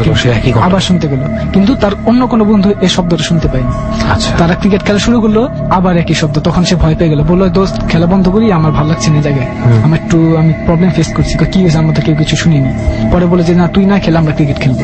তখন সুজিব আর খেলতে পারেনি, তারা অ্যাকচুয়ালি মুড হারা ফেলছে ক্রিকেট খেলার। তখন সে সাইডে বসেছিল। তারা ক্রিকেট খেলা শুরু করলো, বোলিং করলো, একজন ব্যাটিং করে যখন একজন রান নিচ্ছিল দৌড়ে, তখন সে এমন ভাবে উষ্টা খেয়ে পড়লো যে কেটে ডাইরেক্ট গ্রাউন্ড ফ্লোরে, এবং তার একটা পায়ে এমন ভাবে ব্যথা পাইছে যে সে পাও সম্পূর্ণ পঙ্গু হয়ে গেছে। মাই গডনেস, কয়তলা থেকে এটা? এটা 4 তলা ছাদ। 4 তলার ছাদ থেকে গ্রাউন্ড ফ্লোরে পড়ে গেছে। ফ্লোরে পড়ে গেছে একদম। আবার একটা কথা এই কষ্টকর হয়ে যাওয়ার কথা। হ্যাঁ হ্যাঁ, সে পঙ্গু গেছে, এবং বাউন্ডারি ছিল, সে বাউন্ডারির উপর দিয়ে কিভাবে যেন অস্বাভাবিক ভাবে পড়ে গেছে। মাই গডনেস, আমি জানি না তোমার ওভাবে জানা আছে কিনা, মানে কয় ফুটের বাউন্ডারি ছিল এটা? বাউন্ডারি 4 ফুটের মতো। 4 ফুটের বাউন্ডারির উপর থেকে ধাক্কা না খেয়ে বাউন্ডারি ক্রস করে পড়ে গেছে ছেলেটা নিচে, এবং অস্বাভাবিক ভাবে পড়ছে। ওখানে তো ওরা সবসময় ক্রিকেট খেলছে, সবসময় কখনো এমন ঘটনা ঘটে না? ঘটেনি, কিন্তু ওই দিন এরকম হয়েছে। এবং যে ছেলেটা বেশি বলতেছিল যে আমরা খেলবো, তার সাথে এই ঘটনা ঘটছে। আচ্ছা, তারপরে কি হলো? তারপরে এই ছেলে পঙ্গু, এবং এই বাড়ির মধ্যে 40 দিন যাওয়ার পরে আর কোন এরকম ঘটনা ঘটেনি। তো ওই যেই ছেলেটা, সজীব নামের ছেলেটা, ও কি ক্লেম করছে যে ও নানুর ভয়েসটাই শুনতে পাচ্ছিল? হ্যাঁ হ্যাঁ, কিন্তু ও শুধুমাত্র ওই ভয়েসটা শুধু সজীবই শুনেছে, কিন্তু ওর যারা বন্ধু তার সাথে ছিল তারা কেউ এই ভয়েসটা শুনে নাই। ওকে, এই ক্ষেত্রে অবশ্য আমরা একটা জিনিস ধরে নিতে পারি, মানে কিভাবে সে পড়ে গেল এত বড় ওয়াল থাকা সত্ত্বেও। ক্রিকেট খেলতে গেলে সাধারণত এত উঁচুতে ছেলে পেলে লাভ দেয় না। ক্রিকেট খেলা তো বাংলাদেশে সবাই জানে ক্রিকেট খেলা কিভাবে খেলতে হয়। ব্যাটিং করতে গিয়ে দৌড়ানোর সময়, রান নেওয়ার সময় একটা মানুষ এত উপরে কিভাবে লাভ দেয়, তাই না? সো এখানেই ঘটনাটা মন নিয়ে ভৌতিকতায় চলে যাচ্ছে।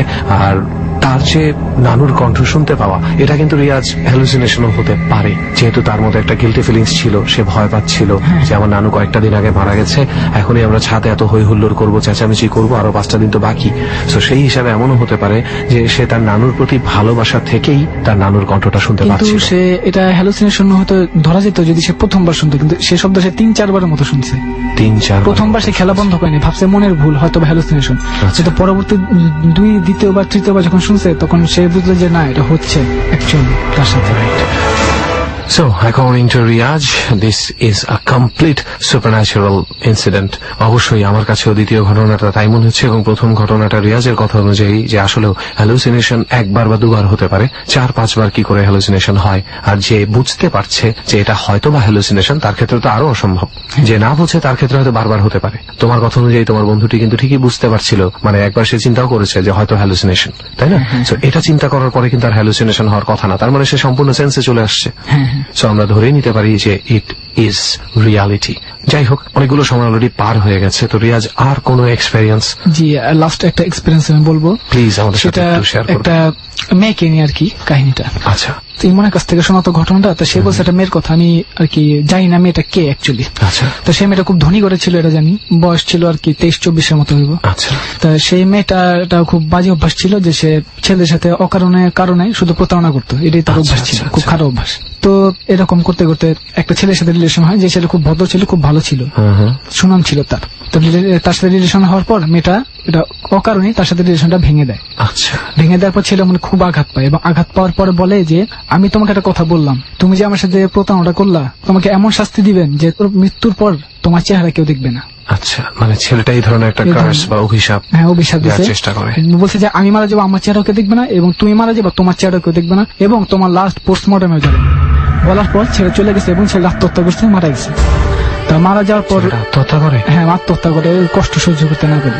তো মেয়েটা আর কি স্বাভাবিকভাবে এটাকে এত গুরুত্ব দেয়নি, সে তার কাজ অব্যাহত রাখছে। তো একদিন হয়েছে কি, সে রাত্রেবেলা বের হয়েছে ড্রাইভারকে নিয়ে, সম্ভবত কোনোখানে গেছিল, বাসায় ফিরতেছিল। তখন রাত হবে আনুমানিক 12টার মতো হবে রাত, রাস্তাঘাটে লোকজন তেমন ছিল না।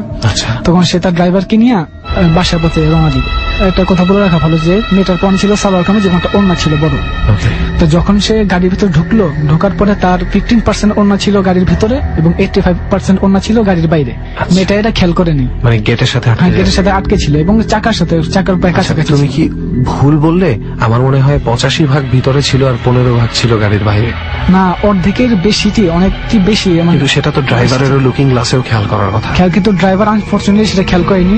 সে গাড়ি প্রচুর মানুষের নক করার কথা, এতখানি কাপড় যদি বের হয়ে থাকে। হ্যাঁ, কিন্তু আর কি হয়তো কারো চোখে পড়ে নাই, বিষয়টা অস্বাভাবিক, কিন্তু ঘটছে এটা। আচ্ছা, তারপরে কি হলো?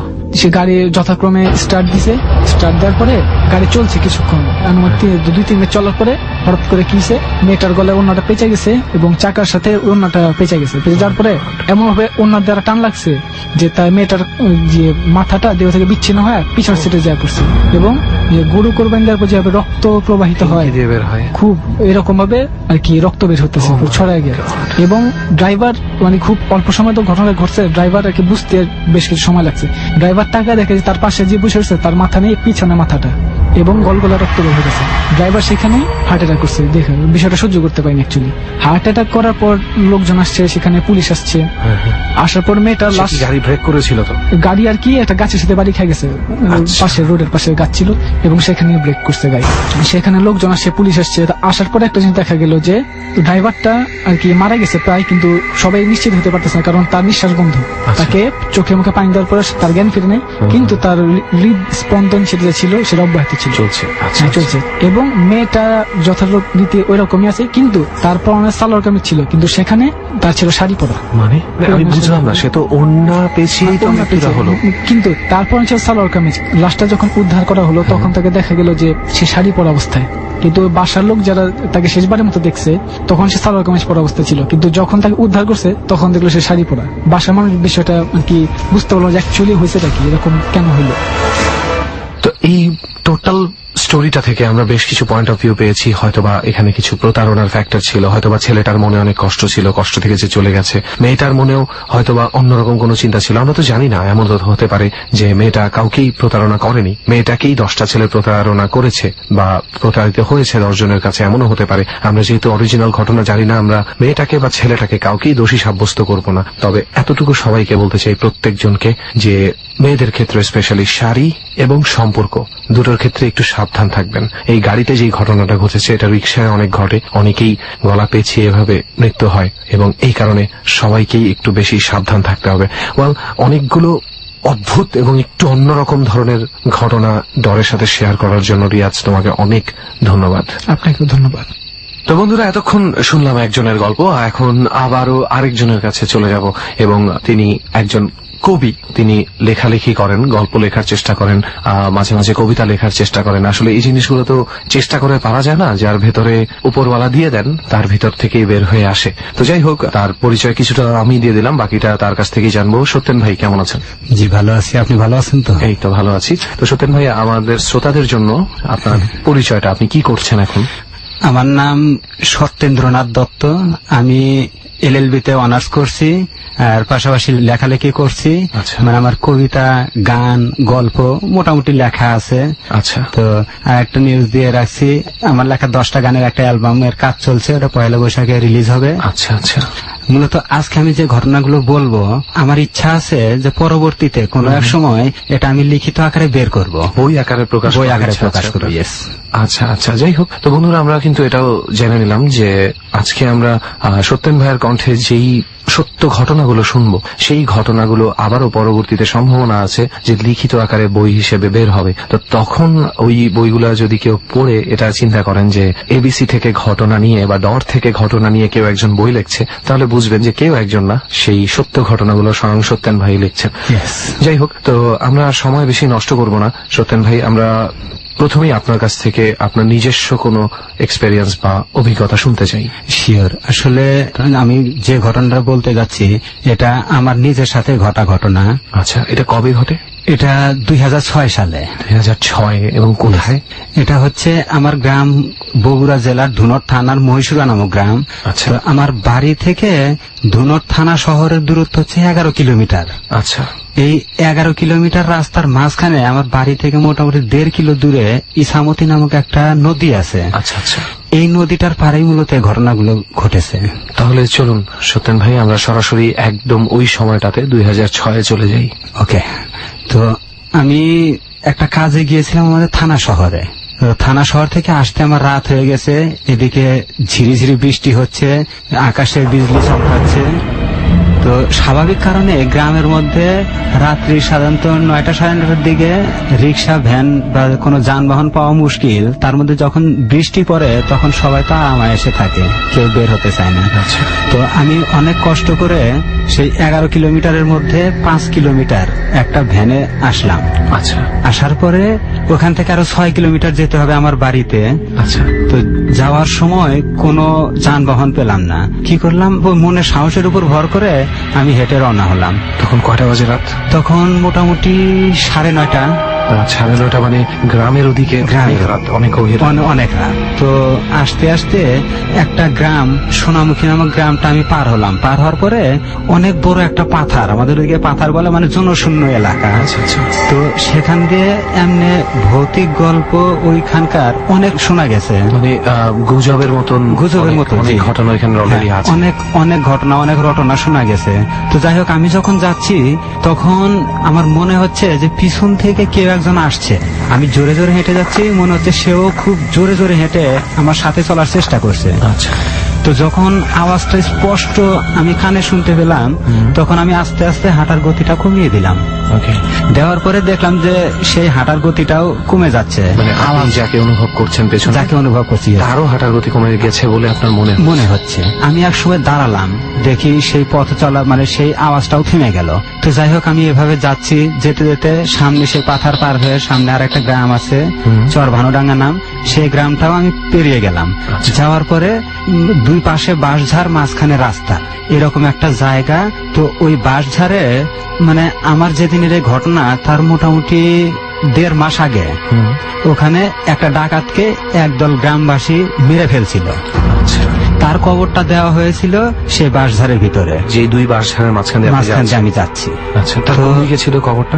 আমি যেদিকে যাচ্ছি তার ডান পাশে কবরটা ছিল, রাস্তার ডান পাশে কবর ছিল।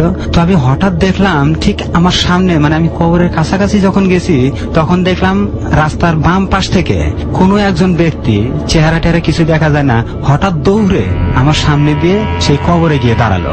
কবরের উপর গিয়ে দাঁড়ানোর পরে দেখি সে আর কেউ নাই, সে লোক আর নাই, উধাও হয়ে গেছে। মানে কবরের উপরে গিয়ে দাঁড়িয়ে আছে? কবরের উপরে গিয়ে দাঁড়াইছে, দাঁড়ানোর পরে সে আর নাই, উধাও হয়ে গেছে। তো মানে আমি প্রচন্ড ভয় পেয়ে গেলাম। ভয় পেয়ে কি করবো ভাবতে পারছিলাম না। তারপরও মানে পথ চলতে থাকলাম, যেহেতু আমাকে যেতে হবে। তো যেতে যেতে খানিক দূরে আবার অনেকটা রাস্তা আছে যেখানে দুই পাশে বাড়িঘর কিছুই নাই, কোনো লোকজন নাই। যেহেতু বিজলি চমকাচ্ছে, বিজলি চমকালে অনেক দূর পর্যন্ত দেখা যায়। ঝিরিঝিরি বৃষ্টি হচ্ছে, আমি ভিজে গেছি। তো আমি এমনিতে শীতে কাঁপছিলাম, ভয়ে আরো বেশি কাঁপছিলাম। আচ্ছা। যেতে যেতে আমি ঠিক নদী পাওয়ার আরেকটু আগে একটা বট গাছ আছে, সে বট গাছের কাছে গেলাম। দেখলাম যে ওইখানে মনে হচ্ছে যে কোনো একজন মানুষ দাঁড়িয়ে আছে। তাও দাঁড়িয়ে আছে এইভাবে যে সে মাটিতেও না, গাছেও না, মাঝখানে। মানে শূন্যে ভাসছে বলতে যাচ্ছেন? আসলে শূন্যে ভাসছে নাকি সে গাছ আঁকড়ে ওখানে আছে এটাও আমি স্পষ্ট বুঝতে পারছিলাম। রাতের অন্ধকারে যতটুকু দেখা যায়, যে সে ঠিক গাছের উপরেও না, আবার মাটিতেও না। হ্যাঁ, এই অবস্থা দেখলাম। তো দেখার পরে আমার তো ভয়ে মনে হচ্ছিল যে গায়ের রক্ত হিম হয়ে যাচ্ছে। অলরেডি তো আপনি কবরের স্থানের সামনে একটা দৃশ্য দেখেছেন, তার উপরে শুরু থেকেই মনে হচ্ছে কেউ একজন পেছনে হাঁটছে। তো ওই সিন দেখে আপনি আরো ভয় পেলাম। তো যাই হোক, নদীর পাড়ে গিয়ে দাঁড়ালাম। আচ্ছা। নদীর পাড়ে গিয়ে দাঁড়ানোর পরে দেখলাম যে নৌকা নদীর ওপারে। নৌকাটা সাধারণত এপারেই থাকে, কিন্তু তখন নৌকাটা নদীর এপারে নাই, নদীর ওপারে। আচ্ছা। তো আমি মাঝিকে ডাকলাম। আচ্ছা। বেশ কয়েকটা ডাক দিলাম, মানে আমার গায়ে যত জোর আছে সবগুলো জোর আমি একত্রিত করে সে মাঝিকে ডাকলাম। আচ্ছা। কিন্তু মাঝির কোনো সারা শব্দ পেলাম না। তো হঠাৎ বিজলির চমকানিতে আমি ঠিক নদীর পার বরাবর বাম দিকে তাকালাম। আচ্ছা। বাম দিকে তাকিয়ে দেখলাম যে অনেক লম্বা একটা লোক আসছে। লোকটা একদম পা থেকে মাথা পর্যন্ত সাদা, মনে হলো যে কোনো হুজুর আসছে। আপনার মাথায় পাগড়ি আর জুব্বা টুব্বা পরা, সম্পূর্ণ সাদা। আচ্ছা। তো উনি বাম দিক থেকে হেঁটে হেঁটে আসছে একদম নদীর কিনার দিয়ে, তীর ঘেঁষে, একদম তীর ঘেঁষে। আচ্ছা। মানে একদম পানির উপরে, মানে ওটাতে ঢালু জায়গা, তারপর উনি সেখান দিয়ে আসছে। আচ্ছা। মানে খুব দ্রুত আসছে। তা আমি ভয় পেয়ে গেলাম। আর তখন আমার অবস্থাটা এমন ছিল যে আমি যেখানে দাঁড়িয়ে আছি সেখান থেকে 2 থেকে 250 মিটার দূরে ডান দিকে আপনার শ্মশান ঘাট। আচ্ছা। আর পিছন দিকে তো আমি সেই বট গাছটা পার হয়ে আসলাম, সেই রাস্তা, ওই বাঁশঝাড়, হ্যাঁ বাঁশঝাড়, সেই বট গাছ, সেই রাস্তা। আর বাম দিক থেকে উনি আসছেন, আর সামনে তো আমার নদী। আমি কোন দিকে যাব? পুরো আটকে গেছেন আর কি? পুরো আটকে গেছিলাম আমি। মানে এমন একটা স্তম্ভিত হয়ে গেলাম যে আমি ওখানে ভয়ে কেঁদে ফেললাম। আমি আর দাঁড়াতে পারছিলাম না। আমি ওখানে বসে পড়ছি, মানে বসে পড়ছি, আমি কেঁদে ফেলছি। তো হঠাৎ সেই লোকটা আসছে গিয়ে, হ্যাঁ সেই লোকটা আসছে। আমি আবার ওদিকে তাকাই, দেখি হ্যাঁ সেই লোকটা আসছে। তো আমার মানে এমন অবস্থা হলো যে আজ বোধহয় আমি শেষ। আচ্ছা। তো উনি এসে মোটামুটি আমার কাছ থেকে 1.5-2 হাত দূরে দাঁড়ালেন, আমার কাছে আসলেন না। তো এসে উনি আমাকে, তখন কি আপনি তার চেহারা দেখতে পেলেন? বিজলির মানে আকাশে যে বিদ্যুৎ চমকাচ্ছে, সেই চমকানিতে আমি তার চেহারা মানে খুব ভালোভাবে দেখতে পাইনি, কেননা উনি আমার চেয়ে অনেক লম্বা। আচ্ছা। তো মাথা উপর দিকে দিয়েও তার চেহারাটা ঠিক মতো আমি বুঝতে পারছিলাম না। উনি খুব গম্ভীর কণ্ঠে আমাকে জিজ্ঞেস করলেন যে কোথা থেকে আসছো? মানে ভয়। মাথা উপর দিকে দিয়েও তার চেহারাটা ঠিক মতো আমি বুঝতে পারছিলাম না। উনি খুব গম্ভীর কণ্ঠে আমাকে জিজ্ঞেস করলেন যে কোথা থেকে আসছো? আমি বললাম ধুনট থেকে। তো বলছে এত রাত করছো কেন? তো বললাম গাড়ি পাইনি, হেঁটে হেঁটে আসছি, আমার আসতে দেরি হয়ে গেছে, তার মধ্যে এই বৃষ্টি বাদলের দিন। তো উনি বললেন যে কি ব্যাপার, নৌকা আসে না, মাঝি আসে না? তো বললাম যে না, মাঝি তো আসছে না, আমি ডাকলাম। মানে আমি কিন্তু তখন অনেকটা সাহস পাইছি, কেননা উনার গা থেকে একটা সুগন্ধি বের হয়েছে। আচ্ছা। সেই সুগন্ধিতে আমার মনে কেন যেন অনেক শক্তি এসে পড়ছে। আচ্ছা আচ্ছা। সাধারণত এই ধরনের মানে ব্যাপারগুলো যখন ঘটে, বাজে জিনিস যখন আশেপাশে থাকে তখন বাজে গন্ধই পাওয়া যায়। বাজে গন্ধ। তো সুগন্ধ পেয়ে আপনার বোধহয় মনে হচ্ছে যে কোনো একটা কিছু পজিটিভ। আসলে আমি এটাই ভাবছিলাম যে বোধহয় মানে উপরওয়ালা আমার জন্য কোনো একটা কিছু পাঠাইছে আমাকে সাহায্য করার জন্য, এটা আমার মনে হয়েছিল। আচ্ছা। তো যাই হোক, আমি বললাম যে মাঝি তো আসছে না। তো উনি কি করলেন, মানে স্বাভাবিকভাবেই মাঝিকে ডাকলেন। উনি অনেক গম্ভীর কণ্ঠ মাঝিকে ডাকলেন, একটা ডাকি দিয়েছেন। মানে বললেন যে নৌকাওয়ালা ভাই এদিকে আসো, আমাদের নিয়ে যাও। আচ্ছা। আর কোনো কথা বললেন না। আমি মনে মনে ভাবলাম যে এটার চেয়ে অনেক জোরেই তো আমি ডাক দিয়েছি, কিন্তু মাঝিতে কোনো সারা শব্দ দেয় নাই। তো হঠাৎ সামনের দিকে তাকিয়ে দেখি যে নৌকাটা আসছে। মানে সাধারণভাবে উনি তো মানে আপনার কথা অনুযায়ী যা বুঝলাম যে আমরা এই যে এখন আমরা যেভাবে কথা বলছি, এখন যে অনেকটা ভাবেই বলেছেন নৌকা এদিকে আসে, বা এর চেয়ে একটু জোরে হতে পারে। কিন্তু আপনি তো চিৎকার করেছিলেন। আমি তো চিৎকার করেছিলাম, তাও তো কেউ সাড়া দেয়নি। না। তো যাই হোক, যখন দেখলাম যে নৌকাটা আসছে, মানে যখন বিদ্যুৎ চমকাচ্ছে, তখন আমি তাকিয়ে দেখি যে নৌকার উপরে মাঝি বসে আছে এবং মাঝির মাথায় গামছার মতো কোনো একটা ন্যাকড়া উনি এভাবে ঝুলায় রাখছে, তার মাথা মানে মুখটা দেখা যাচ্ছে না। আর উনি মাথাটা নিচ দিক দিয়ে আছে, মাঝিটা মাথা নিচ দিক দিয়ে আছে। তো নৌকা আসলো, মাঝি কোনো কথা বলল না। উনি সেই হুজুর আমাকে বললেন যে চড়ো। আমি নৌকায় চললাম, উনিও পরে চললেন। চড়ে যাই হোক আমরা নদী পার হলাম। নদী পার হওয়ার পরে আমরা সময়টুকুতে আপনাদের মধ্যে কোন রকম কথা? আর কোনো কথা হয়, মাঝির মুখে কোনো কথা না, কেউ কোনো কথা, মাথা ঢেকে রাখছে। হ্যাঁ, মাঝি তখনও মাথা ঢেকে রাখছে এবং মাথা নিচ দিক দিয়ে রাখছে, হাত চলছে তার। হ্যাঁ, শুধু তার হাত চলছে। যাই হোক, আমরা নদীটা পার হলাম। নদী পার হয়ে আমরা যখন মানে নদীর ঢালটা দিয়ে উপরে উঠলাম, ওঠার পরে ওখানে দুটো দোকান আছে। দুটো দোকানের বাম পাশ দিয়ে একটা রাস্তা, ডান পাশ দিয়ে একটা রাস্তা। দুই রাস্তায় গিয়ে একটা রাস্তাতে উঠছে। এক জায়গা থেকে মানে পশ্চিম দিক যাওয়া হয়, আর আমি যেখান দিয়ে গেছি সেখান থেকে আমি সোজা দক্ষিণ দিকে যাব। তো আমি ওইখানে গিয়ে মানে ওটা মোড় বলে আর কি, ওই মোড়ে গিয়ে আমি দাঁড়ালাম। দাঁড়ানোর পরে আমার হঠাৎ মনে হলো যে কি ব্যাপার, উনার তো কোনো পরিচয় আমি জিজ্ঞেস করলাম না, উনি কোথা থেকে আসছেন, কি সমাচার। এই সময় এত রাত্রে আপনি না হয় আটকে গিয়েছিলেন, উনি আসলো কোথা থেকে? উনি আসলো কোথা থেকে, আর উনার এত আস্তে কণ্ঠ শুনেও মাঝিটা কিভাবে আসলো, এই ব্যাপারটা আপনাকে খুব ধাক্কা দিয়েছে? এই ব্যাপারটা হ্যাঁ আমার মনে খুব আন্দোলন সৃষ্টি করলো।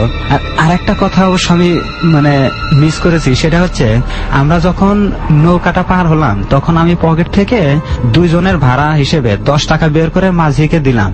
তো মাঝি টাকা নেয় না, হাতও বাড়ায় না। তখন উনি আমাকে বললেন, মানে হুজুরটা আমাকে বললেন যে টাকাটা নৌকার উপর রেখে আসো। আচ্ছা, তো আমি নৌকার উপর রেখে আসলাম। যাই হোক, আমি যখন গিয়ে ওই মোড়ে দাঁড়ালাম তখন আমি খেয়াল করলাম যে দেখি তো হুজুর কোন দিকে যায়।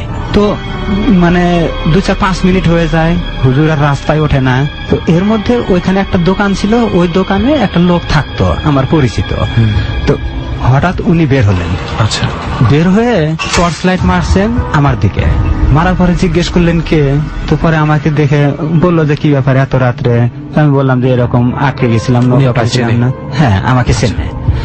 তো পরে উনাকে বললাম যে আমরা কাকা বলি, বললাম যে কাকা আপনি, তো বললো যে হ্যাঁ আমি একটু মানে প্রকৃতির ডাকে সারা দিতে উনি বেরোছেন। আচ্ছা, তো বললাম কাকা আপনি তো ওদিকে যাচ্ছেন, দেখেন তো ওই দোকানের আড়ালে কেউ আছে নাকি। তো তখন উনি বললেন আচ্ছা ঠিক আছে, মানে উনি এতটা মার্ক করেন নাই। তো উনি ওইখান থেকে ওইখানে গিয়ে কাজ সেরে আবার ফিরে আসলেন, সে বললেন না তো ওইদিকে তো কেউ নাই বাবা। তো পরে বললেন যে কেন কেউ ছিল নাকি। তো বললাম যে হ্যাঁ একজন মানুষ আমার সাথে পার হলো, কিন্তু লোকটা কোন দিকে গেল। তো তখন উনি বলতেছেন যে তুমি ভয় পাইছো। তো বললাম না ভয় পাইছিলাম, কিন্তু উনি আসার পরে কেন যেন অটোমেটিক আমি সাহস চলে আসে। তো উনি আমাকে একটা কথা বলছিলেন, মানে নৌকা থেকে পার হয়ে যখন আমরা ঘাটের ঢালটাতে যখন উঠি তখন উনি আমাকে বলছিলেন যে যাও এক মনে বলো যে আল্লাহই রক্ষাকর্তা, আল্লাহ একমাত্র মাবুদ, আল্লাহ ছাড়া কোনো মাবুদ নাই। তো এই কথাটাই উনি শুধু বলছিলেন। তো আমি এই একই কথাটাকে আরবিতে কি বলে?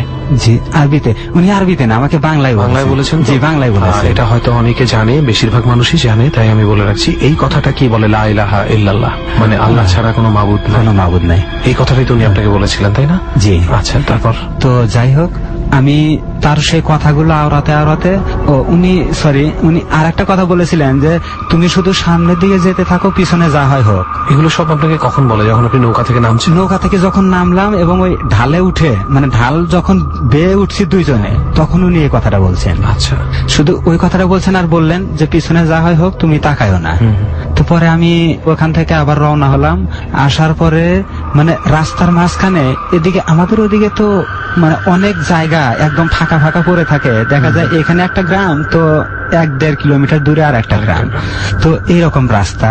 তো যেতে যেতে এক জায়গায় হঠাৎ একটা পাখি বা বাদুর হতে পারে, যাওয়ার সময় আমার বাম কানে মনে হয় তার পাখার একটা বাড়ি লাগছে। আচ্ছা, আমি চিন্তা করলাম যে উনি যেহেতু আমাকে বলছে যে যা হয় হোক পিছনে তাকায়ও না, আমি এক মনে তার সে কথাগুলো বলতে বলতে আমি যাচ্ছি। তো আমার বাড়ি থেকে আরেকটু দূরে আরেকটা অনেক বড় বাঁশঝাড় আছে, আমরা অনেক শুনেছি যে ওইখানে অনেক লোক ভয় পেয়ে মারা গেছে। তো সেই বাঁশঝাড়ের মাঝখানে অনেক বড় বড় 2টো শিমুল গাছ আছে। তো আমি যখন শিমুল গাছ দুটো পার হচ্ছি তখন হঠাৎ মনে হলো যে একটা ডাল ভেঙে পড়লো। মনে হয় আমার মাথার উপরে পড়তেছিল, কিন্তু আমি পার হয়ে গেছি, ডালটা পিছনে পড়লো। আপনি শব্দ পাইলেন? আমি শব্দ পেলাম, মানে একদম স্পষ্ট। আচ্ছা, তো আমি তাও তাকালাম না তাকিয়ে আমি সোজা চলে গেলাম। আমার বাড়িতে যখন গেলাম তখন মোটামুটি রাত্রি 11:30 বা 12টার কাছাকাছি এরকম সময় আমি বাড়িতে গেলাম। আচ্ছা, তো পরে দেখি যে মা বসে আছে, মাকে বললাম। তো মা আমাকে সাথে করে নিয়ে পাশের বাড়িতে গেলেন। আমার এক মানে বড় ভাই বলতাম, উনি এই বিদ্যাটাতে খুব পারদর্শী ছিলেন। তো উনাকে যখন, কোন বিদ্যাটাতে? মানে এই যে মানে ভৌতিক বিষয় আর কি, এই যে তার অনেক অভিজ্ঞতা। হ্যাঁ হ্যাঁ, মানে উনি আর কি কবিরাজি করতেন। আচ্ছা আচ্ছা। তো মা বললেন যে চল উনার কাছে যাই। তো উনার কাছে গেলাম। উনি ঘটনাটা আমার কাছে শুনলেন, চোখ বন্ধ করে ঘটনাটা শুনলেন, শুনে বললেন যে যা তোর ভাগ্যটা অনেক ভালো, যার ফলে তোকে, উনি সাধারণ কেউ ছিলেন না, উনি তোকে বিপদ থেকে রক্ষা করছেন। ফ্যান্টাস্টিক, ফ্যাসিনেটিং একটা ঘটনা শুনলাম। বাট একটা জিনিস খুব জানতে ইচ্ছা করছে সত্যেন ভাই, নৌকায় ওঠার পরে তো আপনি ওনার চেহারা দেখতে পেয়েছিলেন। ওই প্রথমে বললাম না, উনি তো আমার থেকে অনেক লম্বা ছিলেন। আচ্ছা, আমি যে তার চেহারা, আর উনি এমন ভাবে দাঁড়িয়েছিলেন যেন আমি তার সবসময় সামনে থাকি আর উনি আমার পিছনে থাকেন। আচ্ছা, এই কারণে উনার চেহারাটা আমি স্পষ্ট দেখতে পারিনি। তাহলে সত্যেন ভাই এটা ছিল আপনার প্রথম অভিজ্ঞতা। তো সত্যেন ভাই, আপনার একটা অভিজ্ঞতা জানলাম মাত্র, তো আর কোন এই ধরনের অভিজ্ঞতা? হ্যাঁ, আরো অভিজ্ঞতা আছে।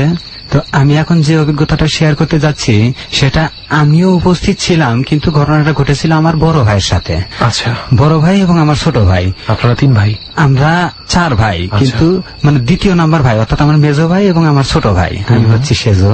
আচ্ছা, তো আমার এই মেজো ভাই এবং আমার ছোট ভাই দুজনে মিলে, আপনারা জানেন যে গ্রামে সাধারণত ডাংগুলিটা বেশি খেলে, রাইট? হ্যাঁ। তো এই ডাংগুলিতে আমরা সাধারণত বুঝি যে বড় একটা কাঠি থাকে এবং ছোট একটা কাঠি থাকে। তো বড় ভাই আর ছোট ভাই দুজন যখন খেলছে, তখন ছোট ভাই ছোট কাঠিটাকে ঢিলা দিছে, বড় ভাই বড় কাঠি দিয়ে ছোট কাঠিটাকে মানে বাড়ি দিছে, পিটন দিছে। দেওয়ার পরে ছোট কাঠিটা গিয়ে আমাদের যে টিনের বাউন্ডারি করা ছিল বাসাটা, সেই বাউন্ডারির ওপারে গিয়ে পড়েছে, ঠিক পূর্ব দিকে। তো ওইখানে পড়ার পরে 2 ভাই দৌড়ে গেছে, যে সেটা ওটা খুঁজতেছে, খুঁজতে খুঁজতে ওটাকে আর পায় নেই। না পাওয়ার পরে মানে ওখানে অনেক বেশি যে জঙ্গল থাকা তাও ছিল না, মোটামুটি পরিষ্কার জায়গায় ছিল, কিন্তু সেটাকে আর খুঁজে পেল না। মানে ওই জিনিসটা খুঁজে পাওয়ার মতন জায়গায় ছিল? হ্যাঁ, খুঁজে পাওয়ার মতন জায়গায় ছিল, কিন্তু খুঁজে পেল না। তো তখন বড় ভাই হঠাৎ করে বললেন আমার ছোট ভাইকে যে, ভাই চল তাহলে আমরা আর না খেলি, না খেলে আমরা গোসল টোসল করে খাওয়া দাওয়া করি। আচ্ছা। তো দুজনে গেল, গিয়ে গোসল করলো, খাওয়া দাওয়া করলো, খাওয়া দাওয়া করে একটু রেস্ট নিতে গেছে, হঠাৎ তাদের দুজনেরই জ্বর, মানে মুহূর্তের মধ্যে প্রচন্ড জ্বর, মানে এমন অবস্থাতে ডাক্তার ডাকতে হয়েছে। এত মানে কম সময়ের মধ্যে, এত কম সময়ের মধ্যে এত সিরিয়াস জ্বর হয়ে গেছে। মানে যাদের জ্বর টর আসার অবস্থা থাকে তারা এটলিস্ট খেলতে যাওয়ার মতন অবস্থায় তো থাকে, অবস্থা থাকে না। তারা খেলছিল সম্পূর্ণভাবেই, হঠাৎ করে এই পর্যায়ে জ্বর যে ডাক্তার ডাকতে হয়েছে। তারপর কি হলো? ডাক্তার কি বললো? তো পরে ডাক্তার এসে ডাক্তার পরীক্ষা করে বলল যে জ্বর তো 100 ডিগ্রির উপরে চলে গেছে। আচ্ছা। এই মুহূর্তে বেশি বেশি পানি ঢালো এবং এই ওষুধগুলো দিলাম, ওষুধগুলো খাওয়াও। আচ্ছা। তো ডাক্তার বেশ ওষুধ টষুধ দিয়ে গেলেন। তো উনারা যেহেতু গোসল করছিলেন, তারপরও উনাদের মাথায়, 2 ভাইয়ের মাথায় পানি ঢাললাম। আমার মাও ছিলেন ওই বাসায়, মা একজনকে পানি ঢাললো, আমি একজনকে পানি ঢাললাম। আচ্ছা। তারপরে উনাদের ওষুধ খাওয়ালাম, মানে উনার যতটুকু আর কি সাধ্য মতো উনারা উঠে ওষুধ খেলেন। খাওয়ার পরে মানে উনারা আর বিছানা থেকে উঠতে পারলেন না, উনারা মানে বিছানাতে শুয়ে থাকলেন। তো সেদিনটা ছিল শুক্রবার। তো শুক্রবারে সারা রাত গেল, মানে দিন গেল, সারা রাত গেল, শনিবারে সারা দিন গেল, তাদের জ্বর একটুও কমে নাই। আচ্ছা। তো চিন্তা করলাম যে মানে মা বলল যে শনিবারেও তো মোটামুটি মানে সরকারি ছুটি থাকে আর সবগুলো ডাক্তার পাওয়া যায় না, শুধু ইমার্জেন্সি খোলা থাকে, তাহলে আমরা দেখি আজকের রাতটাও দেখি। তো ডাক্তারকে আবার ডাকা হলো। তো ডাক্তার বললেন যে এই ওষুধে তো জ্বর কমার কথা, তো যেহেতু জ্বর কমে নাই তাহলে তোমরা এক কাজ করো, কালকে ওদেরকে হসপিটালে নিয়ে যাও। আচ্ছা। তো বললাম ঠিক আছে। তো শনিবারে রাত্রে মোটামুটি 1টা-1:30টার দিকে মা মাঝখানে বসে আছে, আমি শুয়ে পড়ছি, ঘুমায় পড়ছি, মানে বসে থাকতে থাকতে আমি ঘুমায় পড়ছি। আর মা 2 ভাইয়ের ঠিক মাঝখানে বসে আছে। মায়ের তো ঘুম ধরে না। তো মা 2 ভাইয়ের মাঝখানে বসে থেকে হঠাৎ অনুভব করলো যে আমাদের ঠিক দরজার বাইরে একজন লোক মনে হয় গড়াগড়ি করতেছে আর গোঙানির আওয়াজ। তো মা খাট থেকে নেমে ওই নিচ দিয়ে, দরজার নিচ দিয়ে দেখা যায়, উনি দরজার নিচ দিয়ে তাকালেন, তাকায় দেখতেছেন যে হ্যাঁ একটা লোকের মানে বড় বড় চুল এবং চুলগুলো জটা পাকানো। আচ্ছা। মা স্পষ্ট দেখতে পেলেন। মা বুঝতে পারলেন যে ঘটনাটা মনে হয় এইরকম একটা বিষয়। কি ওখানে বসেছিল লোকটা বসেছিল না, লোকটা গড়াগড়ি করতেছিল মানে উঠানে ঠিক দরজার সামনে, দরজার একবার এদিকে আবার ওইদিকে। গোঙানোর শব্দটা তো নিশ্চয়ই তার, গোঙানোর শব্দটা তার কাছ থেকে আসছে।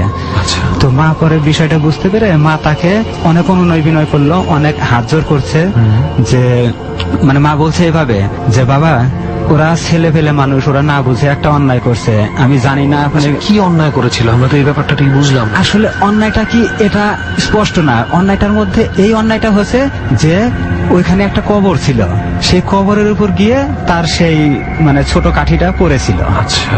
বড়জোর এটাই হচ্ছে অন্যায়। এবং আমার মনে হয় এটাও হতে পারে যে তারা হয়তো না বুঝে কবরের উপরে উঠে গিয়েছিল, বা হতে পারে এরকম। তো যাই হোক, উনি যে ব্যথা পাইছেন এই ধরনের আর কি একটা মানে অনুভূতি প্রকাশ করতেছে। তো যাই হোক, মা অনেক অনুনয় বিনয় করলো। মা বললেন যে দেখেন উনারা তো ছোট মানুষ, না বুঝে অন্যায়টা করছে, তো আপনি ওনাদের মাফ করে দেন, এর পরবর্তীতে আর এরকম ভুল হবে না। আচ্ছা। তখন উনি মানে উঠে দাঁড়ালেন। মা তো ওখানে বসেছিলেন, দরজার এই পাশে মা বসেছিলেন। উনি উঠে দাঁড়ালেন, মনে হয় গা ঝাড়লেন হাত দিয়ে, এরকম একটা আওয়াজ হলো। তো তারপরে উনি শুধু বললেন যে তোরা যত তাড়াতাড়ি সম্ভব বাসা ছেড়ে দে। তো তখন যে বাসায় তখন আপনারা হ্যাঁ, যে বাসায় আমরা তখন ছিলাম, ওটা তো ভাড়া বাসা ছিল। তো বললেন তোরা তাড়াতাড়ি এই বাসা ছেড়ে দে। আচ্ছা, তখন মা বললেন যে ঠিক আছে বাবা, আমরা আগামী 1 তারিখে এই বাসা ছেড়ে দেব, তো আপনি ওদের মাফ করে দেন, আর ওরা মানে ভবিষ্যতে আর এরকম কিছু করবে না। হয়তো আপনি ব্যথা পাইছেন এই কারণে আপনি এরকম করছেন।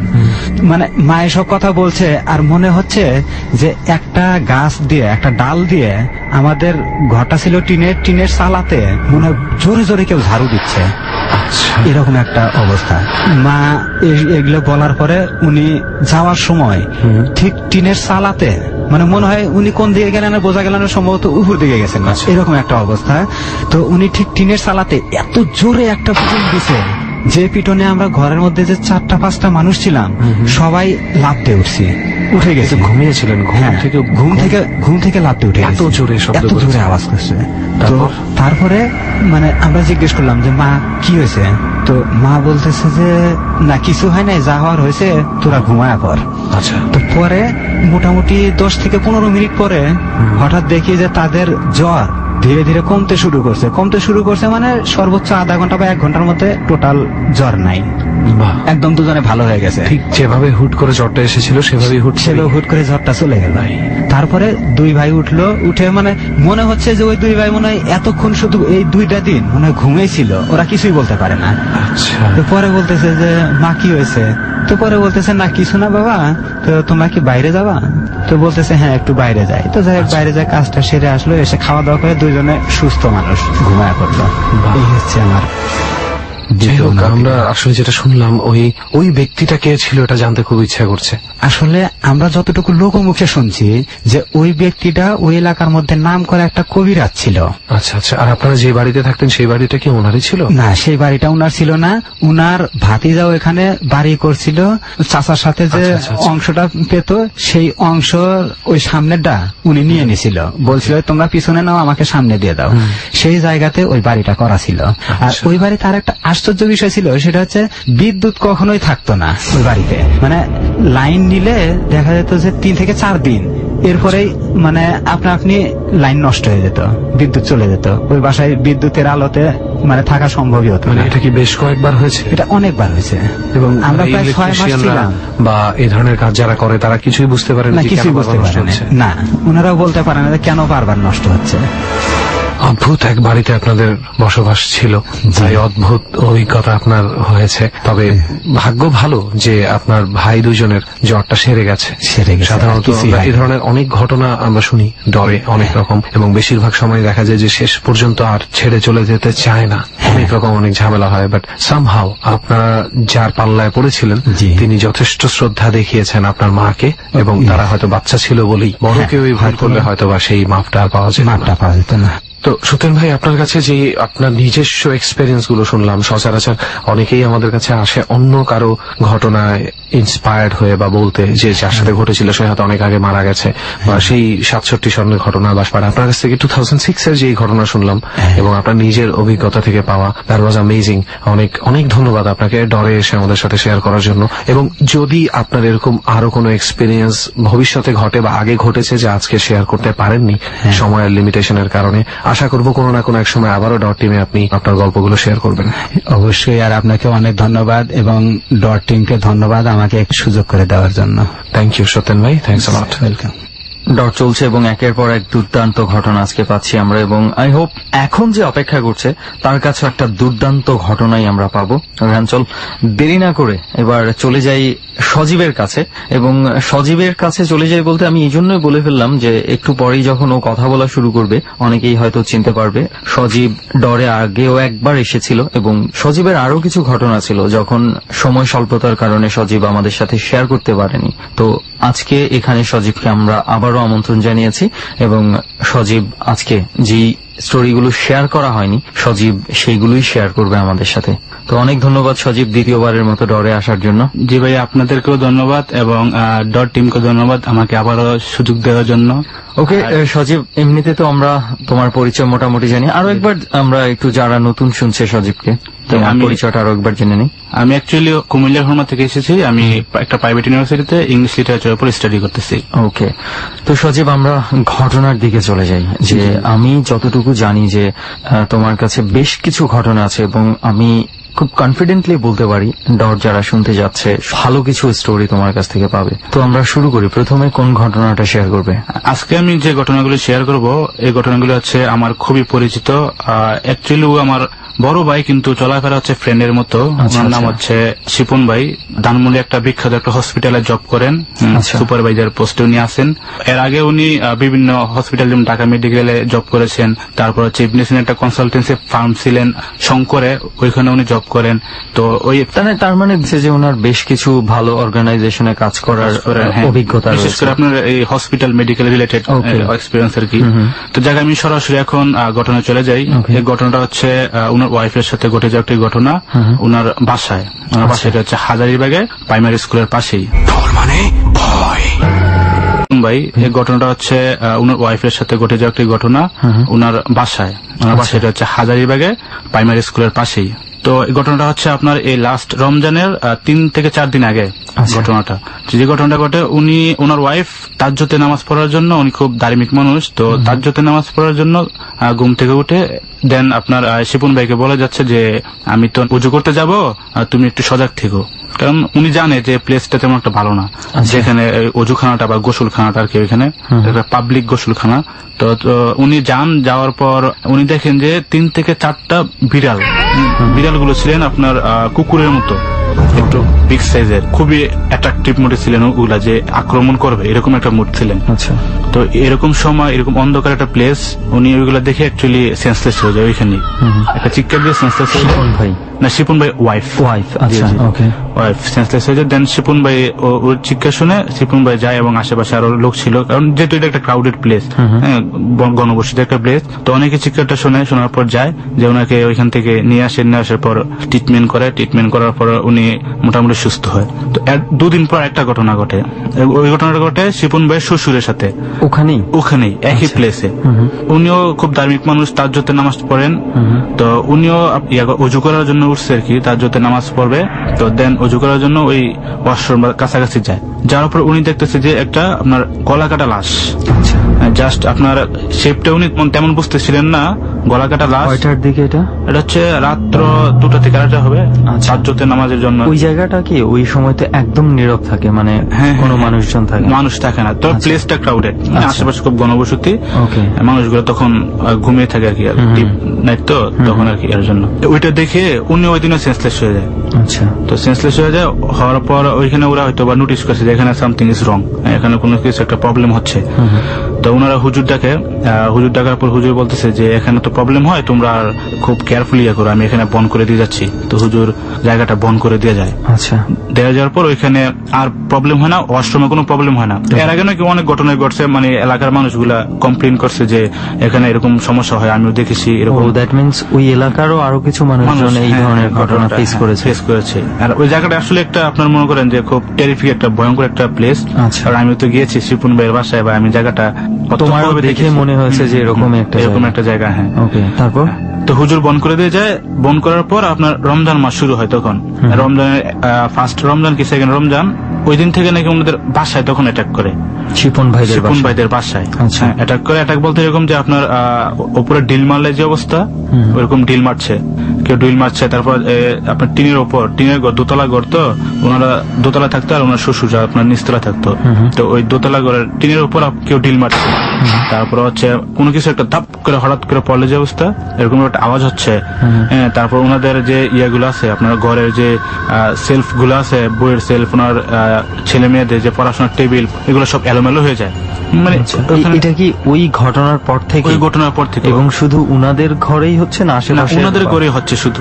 আচ্ছা, ওই ওয়াশরুমটা বন্ধ করে দিয়ে হুজুর, ওই ওয়াশরুমটা বন্ধ করার পর ওই ঘরেই আপনার এখন অ্যাটাক করতেছে। আচ্ছা, তো ওইগুলা যাক ওনাদের সাথে মোটামুটি প্রায় সারা রমজানই চলার পর হুজুরকে আবার ডাকানো হয়। হ্যাঁ, তো হুজুর বলতেছে যে না, ওইটা আবার আপনাদের এখানে ঘরে হয়তো বা এটা অ্যাটাক করার জন্য চেষ্টা করতেছে বা আপনাদের ক্ষতি করার জন্য চেষ্টা করতেছে।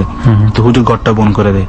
তো ওইখানে আর ওনাদের সাথে কোনো প্রবলেম হয় না। তো ওইটা হচ্ছে ওনার বাসার যে ঘটনা, এটা হচ্ছে লাস্ট রমজানের ঘটনা। আমি এখন ওনার যে সবচেয়ে যে টেরিফিক ঘটনাগুলি আমি ওইখানে চলে যাচ্ছি। মানে এটা হচ্ছে এতক্ষণ আমরা যেই ঘটনাটা শুনলাম এটা হচ্ছে হাজারিবাগে ঘটনা ওনার বাসার ঘটনা। এখন আমি বলবো যে ওনার যে লাইফে জব এক্সপিরিয়েন্সের ক্ষেত্রে, জব সেক্টরের ক্ষেত্রে যে ঘটনাগুলি ঘটে আমি ওই ঘটনায় চলে যাব। তো আমি ফার্স্টে শুরু করতে চাচ্ছি হচ্ছে আমরা 2006 সালে একটা ঘটনা। এই ঘটনাটা হচ্ছে ঢাকার বিখ্যাত একটি হসপিটাল, সবাই এটাকে এক নামে চিনি, আমি নামটা বলতে চাচ্ছি না যেহেতু এটা একটা অনেক কিছু ব্যাপার স্যাপার। আমরাও চাই না সেক্ষেত্রে সবার কাছে, কারণ বিষয়গুলো আমরা ওইভাবে জাজ করতে পারি না, বিষয়গুলো কতটুকু আদৌ 100% ট্রু অথবা ফলস। সো এটা যার যার বিশ্বাসের ব্যাপার। সো সেই জন্য আমরা চাচ্ছি না যে এখানে সেই প্রতিষ্ঠানগুলোর নাম এনে প্রতিষ্ঠানগুলোর উপর কোনো ধরনের কোনো নেগেটিভ ইম্প্যাক্ট পড়ুক, সেটা ডট টিম চায় না। জি, তো উনি ওই হসপিটালের একটা বার্ন ইউনিটে জব করতেন। তো পাশাপাশি ওনার একটা ক্যান্টিনও ছিল, উনি ক্যান্টিনটাও পরিচালনা করতেন। তো ওই বার্ন ইউনিটে ওই দিন ঘটনাটা হচ্ছে একটা বাচ্চা আর কি 3 থেকে 4 বছরের বাচ্চা একদম সম্পূর্ণ পুড়ে যায়, একদম সম্পূর্ণ পুড়ে যায়। হ্যাঁ, একদম উনি বলতেছিলেন যে মাংসগুলো আপনার একদম পড়ে যাচ্ছে আর কি, সিরিয়াসলি পড়ে যাচ্ছে, এরকম একটা সিচুয়েশন। তো বাচ্চাটা কিভাবে পুড়ে যায়? উনি ওই ইয়ার মধ্যে চুলা, আমাদের এলাকার যে মাটির চুলা আছে না, মাটির চুলা পড়ে গিয়েছিল। শরীয়তপুর ছেলেটার বাড়ি হচ্ছে শরীয়তপুর। তো পড়ে যাওয়ার পর হসপিটাল নিয়ে আসলে তো লাভ নেই, এরকম সিরিয়াস রোগী আসলে বাঁচানো সম্ভব না, ডাক্তারদের পক্ষে সম্ভব না। তো ছেলেটা মারা যায়, ওইখানে স্পটে মারা যায়। মারা যাওয়ার পর বার্ন ইউনিটে নিয়ে যায়, কাগজপত্রের কিছু ব্যাপার স্যাপার আছে, এখানে রিলিজ টিলিজের ব্যাপার আছে। তো শিপুন ভাই তো যেহেতু এখানে জব করতেন, তো উনি দেখে বাচ্চাটাকে দেখে একটু নাকি কান্না করে ফেলে আর কি, যে স্বাভাবিক এরকম বাচ্চার একটা মায়া লেগে যে কারোই মানবিক গুণ যাদের আছে। জি জি। তো দেন উনি কান্না করে যায়, কান্না করার পর ছেলেটাকে কাছাকাছি যাওয়ার পর দেখতেছে, খুব ভালোভাবে নোটিস করতেছে যে না আসলে ছেলেটা এভাবে মারা গেল। দেন উনি রিলিজ দেওয়ার সময় হেল্প করার পর ছেলেটাকে লাস্টে করে নিয়ে যায়, বাসায় নিয়ে যায়। তো 3 দিন পর যে ঘটনাটা আর কি, তো উনি ডিউটি করতেছিলেন, রাত্রে ডিউটি ছিলেন, ওনার সাথে ওনার এক ফ্রেন্ড ছিলেন হাজির রহিম করে নাম আর কি, উনি হজ করে আসছেন কিছুদিন আগে। আচ্ছা। তো রহিম ভাইয়ের সাথে উনি ডিউটি করতেছিলেন। তো ডিউটি করার সময় যে ঘটনাটা ঘটে, বাচ্চাটা ওই যে বেডটাতে ছিলেন ওই বেডটা থেকে একটা কান্নার আওয়াজ আসতেছে আর কি, বাচ্চাটা কান্না করতেছে এরকম। হ্যাঁ, বুঝলাম না আমি ঘটনাটা, মানে ওই যেই বেডে এই বাচ্চাটাকে রাখা হয়েছিল পরে বাচ্চাটা মারা যায় এবং ওকে অলরেডি ওইখান থেকে রিলিজ দিয়ে পাশে নিয়ে যাওয়া হয়। বেডটা খালি পড়েছিল, কিন্তু ওই বেডটা থেকে আপনার একটা বাচ্চার কান্না আওয়াজ আসতেছিল। কখন? এটা হচ্ছে আপনার রাত্রে 1টা থেকে 2টা হবে, ডিপ নাইট আর কি। আচ্ছা আচ্ছা, মানে উনি যে আচ্ছা শিপন ভাই যে উনি টের পাচ্ছিল যে যেই বেডে বাচ্চাটা মারা গেছে ওই বেডটা থেকে কোন একটা বাচ্চার কান্নার আওয়াজ আসছে। হ্যাঁ, আসতেছে। তো সাথে রহিম ভাই ছিল, রহিম ভাই আওয়াজটা পায়। তো পরপর ওনারা ভাবতেছে যে কিরি, ওই দিন তো আমরা বাচ্চাটা মারা গেল 2 দিন আগে, অলরেডি নিয়ে গেছে, তো এখানে বাচ্চা তো, আর ওইখানে বাচ্চা না, ওইখানে একটা অ্যাডাল্ট মহিলা ছিল। তার তো বাচ্চার কান্না আসার প্রশ্নই আসে না এত রাত্রে, অলরেডি সব নীরব, শুধু জাস্ট বাচ্চার আওয়াজটা পাচ্ছে আর কি। তো ওরা বলতেছে যে এগুলো হয়তো হেলিসেশনের ব্যাপার স্যাপার, হয়তো এগুলো চলে যাবে। তো দেন উনি কি কারোর সাথে শেয়ার করেছিল যখন কান্নার আওয়াজটা পাচ্ছিল? না, ওরা দুজনেই ছিলেন, রহিম ভাই এবং দুজনেই কি শুনতে পেয়েছে? দুজন শুনতে পেয়েছে এবং ওরা নিজেরা একটু নেগোশিয়েট করতেছিল। ওনারা কি কাছে এগিয়ে গিয়ে দেখেছিল যে সিটটার কাছে যাওয়ার চেষ্টা করেছিল? না, ওরকম সাহস পাইনি। তো ঘটনাটা আমি যাচ্ছি মেইন ঘটনাটা, তো একটু পরে দেখে যে দরজাটার পাশে একটা বাচ্চার শেপ। আচ্ছা, দরজাটার কাছে একটা বাচ্চার শেপ কান্না করতেছে এবং বলতেছে যে আম্মু আম্মু, এরকম একটা চিৎকার করতেছে আর কি। এই বাচ্চাটা এরকম একটা চিৎকার করতেছে, ছোট্ট বাচ্চা তো, 2 থেকে 3 বছরের বাচ্চা। তো ওনারা নোটিস করে যে না, এখানে দেয়ার ইজ সামথিং রং, এখানে অবশ্যই কোনো একটা প্রবলেম হচ্ছে। তো ওনারা একটু ভয় পেয়ে যায়। আচ্ছা, ভয় পেয়ে যাওয়ার পর ওনারা ক্যান্টিনে চলে যায়। ক্যান্টিনটা শিপন ভাই পরিচালনা করতেন। ক্যান্টিনে চলে যাওয়ার পর বাচ্চাটা আপনার ক্যান্টিনের মধ্যে নক করতেছে। ও মাই গড, মানে ওই ঘটনার পরপরই মানে ওনারা ক্যান্টিনে চলে যায়, ফলো করতেছে বাচ্চাটা। হ্যাঁ, ফলো করে আপনার ক্যান্টিনের কাছে চলে যায়। তো ওনারা তখন নাকি একদম সিরিয়াসলি ভয় পেয়ে যায়। ভয় পেয়ে যাওয়ার পর নিচে আপনার ওই যারা দারোয়ান আছে কেয়ারটেকারকে ফোন করার পর কেয়ারটেকার লাইট নিয়ে আসে, এসে দেখে যে কোনো কিছু নাই। তো বলতেছে আপনার শুধু আমাকে বিরক্ত করলেন, এখানে তো কোনো কিছুই নাই। ঠিক আছে, কেয়ারটেকার চলে গেছে, ওনারা কেয়ারটেকার সাথে নিচে গিয়ে একসাথে আড্ডা মারে, চাটা খেয়ে ওই রাতটা কাটিয়ে দেয় আর কি। আচ্ছা, তো আর কারোর সাথে শেয়ার করেনি? কেয়ারটেকার জানে অবশ্য, আবার কেয়ারটেকার তো ব্যাপারটা অবশ্যই উনি আসছে, তো কেয়ারটেকারটাকে মনে করে পাত্তা দেয় না, কিছু এখানে কি আমি তো দেখলাম কোনো কিছু নাই। তো দেন আবার 3 দিন পর একই ঘটনা, ওই একই প্লেসে শিপন ভাই এবং এই রহিম ভাই ছিলেন। আচ্ছা, হ্যাঁ, একই ঘটনা, ওই বাচ্চাটা কান্না করতেছে, কান্না করার পর ওরা আবারও ভয় পেয়ে যায়, ওই ক্যান্টিনে চলে আসে, আবার ক্যান্টিন নক করতেছে। হ্যাঁ, এরকম একটা আর্তনাদ নাকি বোঝা যাচ্ছে যে আমাকে সাহায্য করো। আচ্ছা, বাচ্চাটা এরকম একটা আর্তনাদ। তো দেন শিপন ভাই একটু বেশি ভয় পেয়ে যায়, ভয় পেয়ে যাওয়ার পর বলতেছে যে না, আসলে এখানে জীবনের রিস্কের ব্যাপার স্যাপার আছে, বাচ্চাটা কি চাচ্ছে আমার কাছে আমি তো বুঝতে পারছি না। তো দেন উনি নাকি কিছুদিন পর ওই জবটা ছেড়ে দেন। এই ঘটনার জন্য মানে উনি জবই ছেড়ে দিয়েছেন, জবে ছেড়ে দেন, ছেড়ে নতুন করে ডোম করে লাশ করে আপনার আবার অ্যাটেন্ড করেন আর কি। আচ্ছা, মানে ওই সেক্টরটা থেকে, মানে ওইখান থেকে এক ডিভিশন থেকে আরেক ডিভিশন, হ্যাঁ, ওইখান থেকে রিলিজ নিয়ে ওইখানে আবার নতুন করে জয়েন করে লাশ করে। তো লাশগড়ের ঘটনাটা হচ্ছে 2009 সালের ঘটনা, ওইখানে একটা ঘটনা ঘটে। তো ওই ঘটনাটা হচ্ছে লাশগড়ে আপনার একটা অ্যাক্সিডেন্ট করা একটা লাশ আছে। আচ্ছা, অ্যাক্সিডেন্ট করা, তো লাশটার অবস্থা খুব মুমূর্ষ, কোনো পরিচয় পাওয়া যায়নি, খুবই বিকৃত হয়ে গেছে, এত বাজে মাথা নাকি একদম থেতলে একদম অবস্থা সিরিয়াস হয়ে গেছে।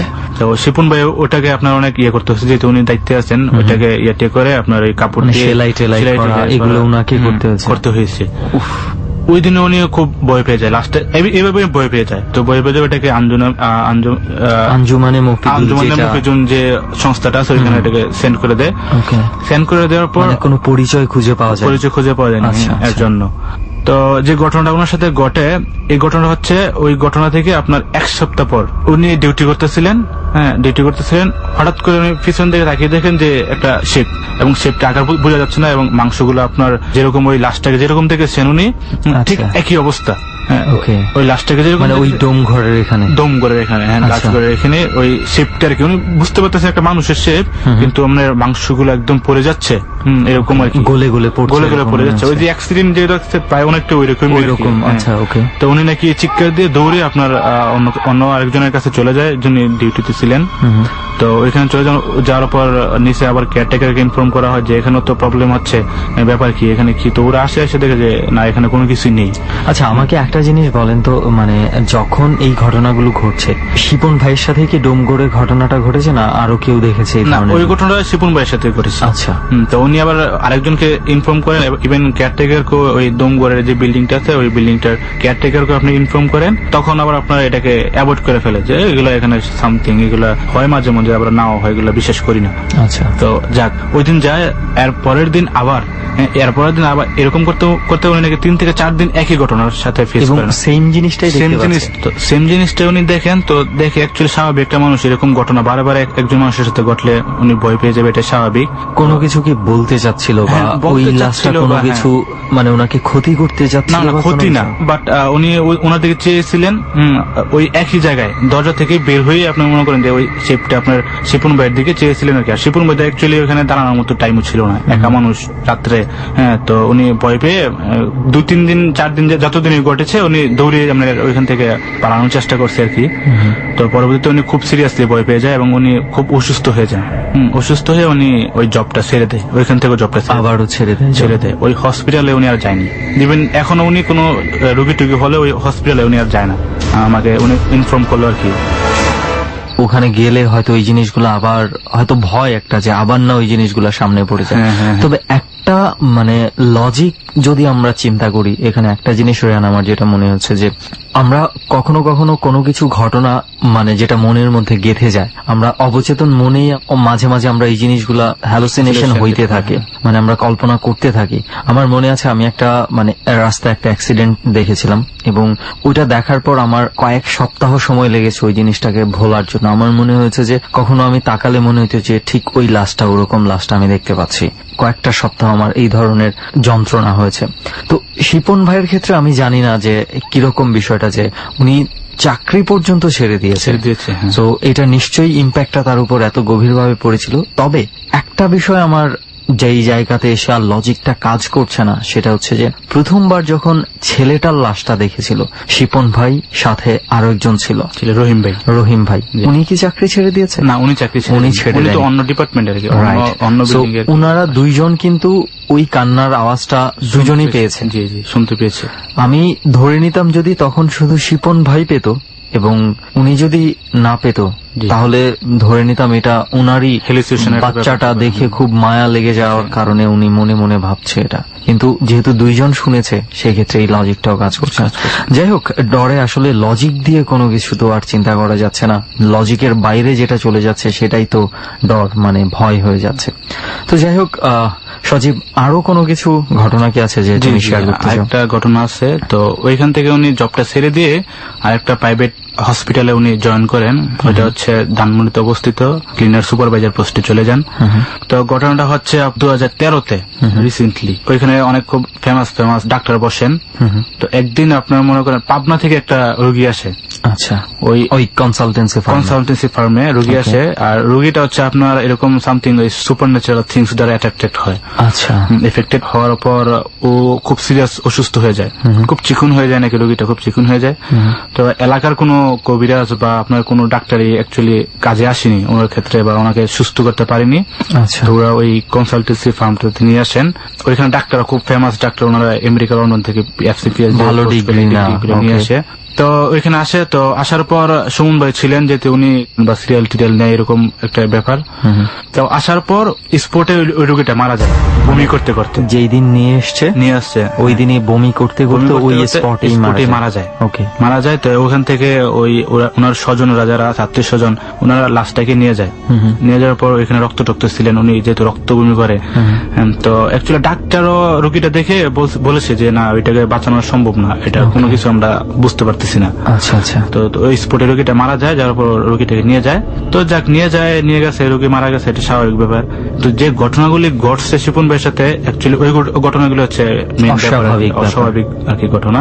তো ওই ঘটনাগুলি ঘটে ওই রোগীটা মারা যাওয়ার পর দিন থেকে শুরু হয়। ওনারা রাত্রে আপনার লাইট অফ করে দিয়ে যায়, তারপর হচ্ছে ওয়াশরুমের যে ট্যাপ আছে বা যে পানির পড়ার যে ট্যাপ গুলো, ওগুলা অফ করে দিয়ে যায়। কিন্তু সকালে যেহেতু শিপন ভাই আসতে হয় আগে, ঠিকঠাক করতে হয়, এসে দেখে যে লাইট জ্বালানো।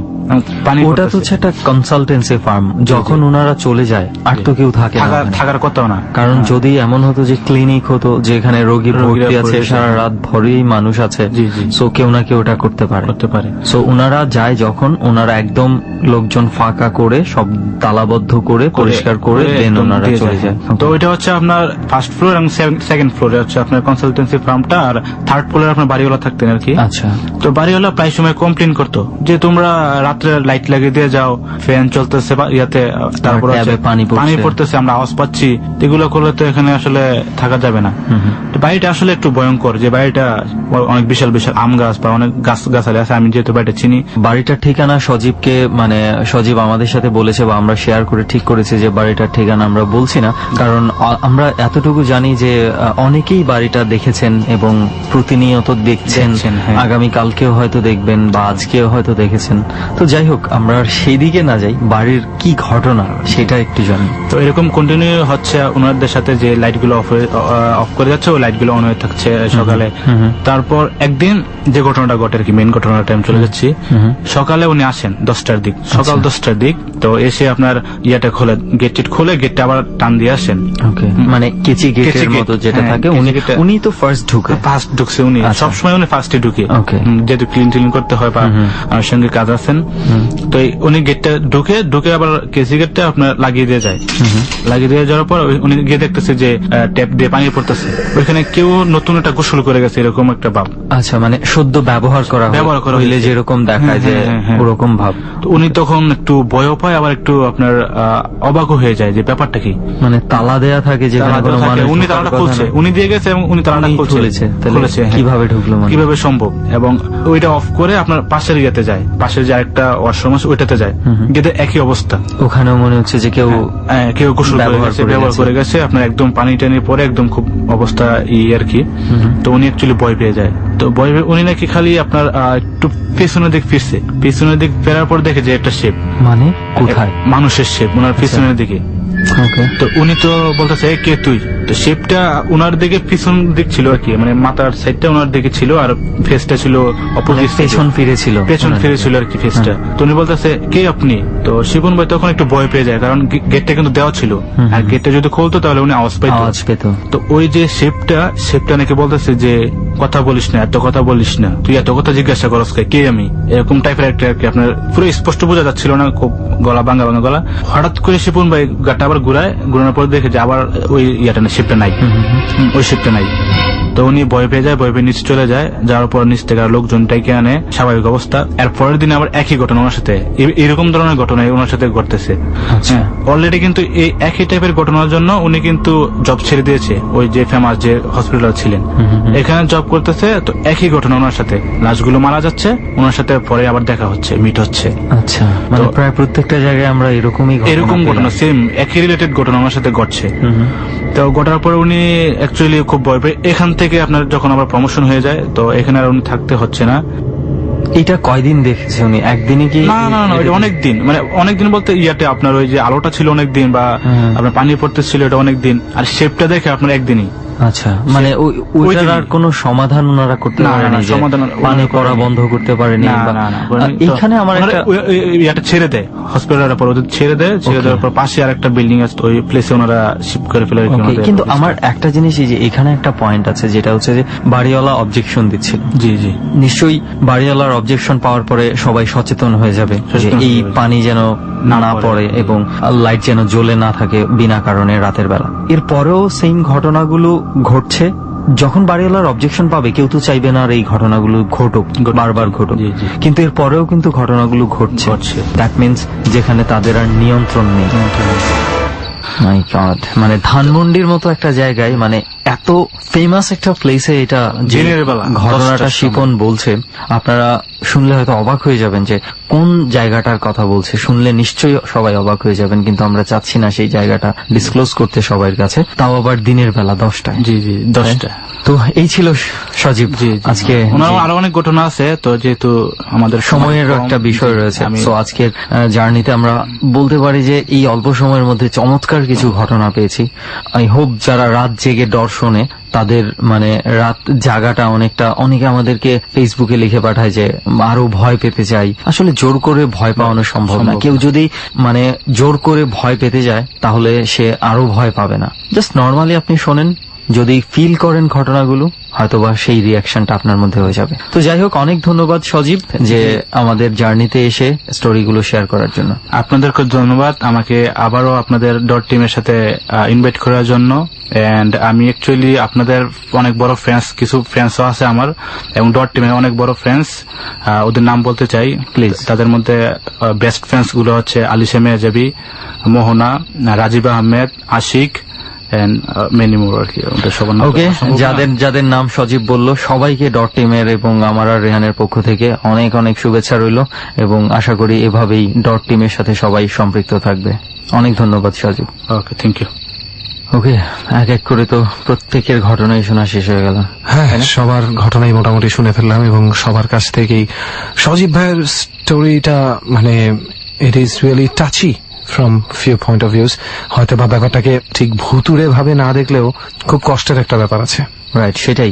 এবং কিছু কিছু জায়গায় আমার মনে হয়েছিল যে এটা হ্যালুসিনেশনেরও কিছু একটা প্রভাব হতে পারে, যেটা আমি এর আগেও বলেছি। এবং তবে কিছু কিছু পয়েন্ট আছে আসলে সেখানে লজিক গুলা কাজ করে না। এক্স্যাক্টলি। আসলে এই হ্যালুসিনেশনের ব্যাপারটা নিয়ে না অনেকেরই অনেক রকম মানে কনফিউশন আছে।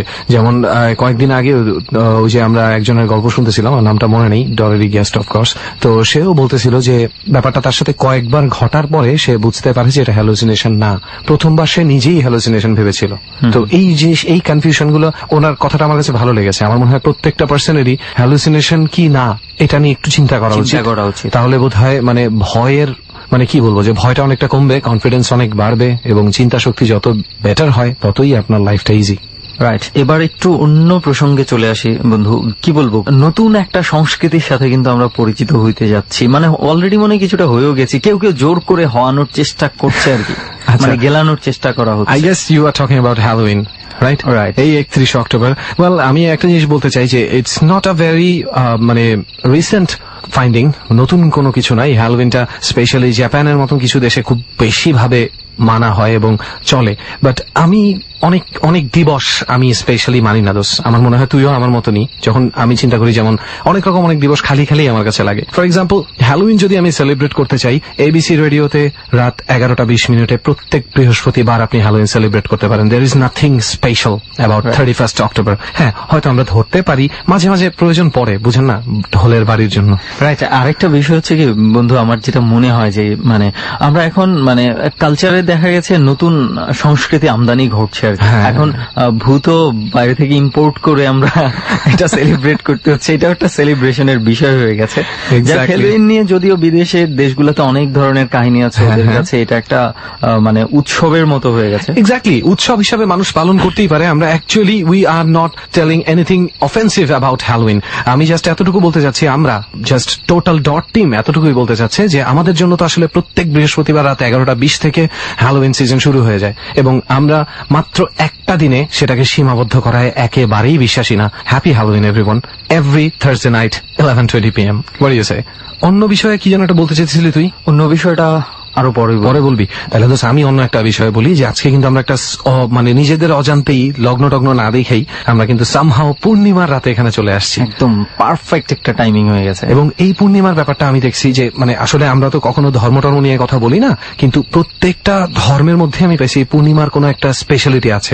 যেমন বৌদ্ধ পূর্ণিমা, ঠিক আছে, এভাবে কিন্তু করা হয়, পূর্ণিমার রাত্রে এই জিনিসটা হয়, ঠিক আছে। এই ধরনের অনেক লগ্ন যে পূর্ণিমার রাতে যেই ছেলেটা বা যেই মানুষটা জন্ম নেয় তার মধ্যে এই ধরনের কিছু ক্যারেক্টারিস্টিক্স দেখা যায়। And the same goes to, আমরা যদি একটু হররের দিকে যাই তাহলে দেখবি যে সবসময় ওয়্যারওলভস এর যে ব্যাপারটা, অর্থাৎ মানুষ থেকে নেকড়েতে পরিণত হওয়া, যে মানে এটা হতে পারে একটা মিথ, টোটালি বানানো একটা জিনিস, অনেক আগে থেকে চলে আসছে, এখন মানুষ বিশ্বাস করে, অনেকটা ভ্যাম্পায়ারের মতো। হ্যাঁ, ইভেন ভ্যাম্পায়ারদের উপরেও কিন্তু আলাদা এফেক্ট পড়ে এই পূর্ণিমা রাতে। সো ইট ইজ পসিবল যেই চন্দ্র সমুদ্রের জোয়ার ভাটা কন্ট্রোল করতে পারে, সে সাধারণ একজন মানুষের মনে চেঞ্জ আনতে পারবে না, অনেক কিছু কন্ট্রোল করতে পারে। রাইট। সেই গৌতম বুদ্ধ তো এরকম পূর্ণিমার রাতেই ঘর ছাড়া হয়ে চলে গিয়েছিল। রাইট। এবং সবচেয়ে বড় কথা কি, পূর্ণিমা নিয়ে যত ধরনের যত কিছুই থাকুক না কেন, আমার মানে পূর্ণিমাকে মানে সবসময় হচ্ছে কি এই জ্যোৎস্না রাতটা আমি খুব বেশি পছন্দ করি। আমি একবার মনে আছে যে আমরা তখন আমি খুব সম্ভবত 10-এ পড়ি, 9-10-এ পড়ি, তখন এরকম রাতে আমি যখন বেরোতে যাইতাম, মানে জাস্ট একটু উঠানের মধ্যে আমাদের গ্রামে আমি একটু ঘোরার জন্য, তখন আমার মা বাধা দিত যে এত এই ভরা পূর্ণিমাতে বাইরে যায় হাঁটাহাঁটি করার দরকার নেই। আমার মাথায় একটা জিনিস খেলতো না যে এত সুন্দর চতুর্দিকে আলো, মনে হয় অনেকটা দিনের মতোই। হ্যাঁ, ওইখানে ভয়ের কি আছে? বাট কিছু বিষয় আছে। দুজনের বাট একসাথেই বলছি আমরা।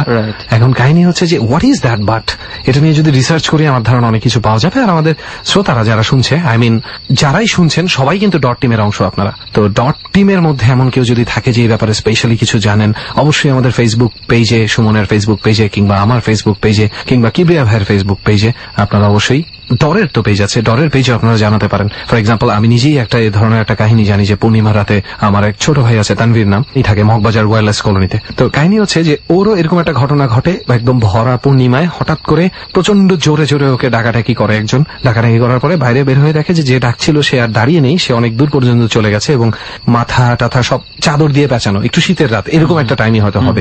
তো সে অনেক দূর পর্যন্ত ওই লোকটাকে এই যে ভাই বলে ডাকতে ডাকতে ওইখানে যাওয়ার পরে একটা পর্যায়ে লোকটা কেন যেন একটা দেয়ালের সামনে গিয়ে ঠাস করে স্টাক হয়ে যায় এবং এমন ভাবে পাথরের মতন সে দাঁড়িয়ে যায় যে আমার ওই ছোট ভাই হালকা একটু ভয় পায় যে কি ব্যাপার, লোকটা এভাবে দাঁড়িয়ে গেল কেন। হ্যাঁ, এবং তারপরে সে আর কিছু না বলে আস্তে আস্তে ব্যাক করতে থাকে এবং একটা পর্যায়ে পেছনে ঘুরে হাঁটা শুরু করে। তার 1-1.5 মিনিট পরে আবার পিছনে তাকিয়ে লোকটা নেই। হ্যাঁ, so what was that call for? এই ধরনের পূর্ণিমা রাতের অনেক অনেক অনেক ব্যাপার আছে।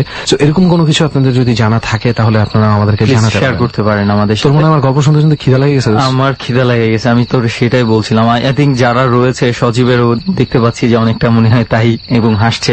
তো এমন কি কোনো ফাস্ট ফুডের দোকান আছে যেখানে মনে কর মানে কি বলবো যে ভৌতিক কিছু ঘটে? তাহলে আমরা এখন থেকে বিভিন্ন ফাস্টফুডের দোকানে যাই, আমরা স্পট বানাইতে পারি। রাইট, ভালো মানে খাওয়া দাওয়াটাও হয়ে যাবে, এক্স্যাক্টলি ফ্রিতে খাবার দাবার হয়ে যাবে। আমার মনে কর ওদের সেল আউটও একটু বেশি, সেল আউট। এই যে আমাদের অতিথি ভাইরা আছে যে সিয়াম ভাই তো কত কিছু খাওয়াইতো আজকে আমাদেরকে, কিনা তাই না? আতিথেয়তার ব্যাপারটা।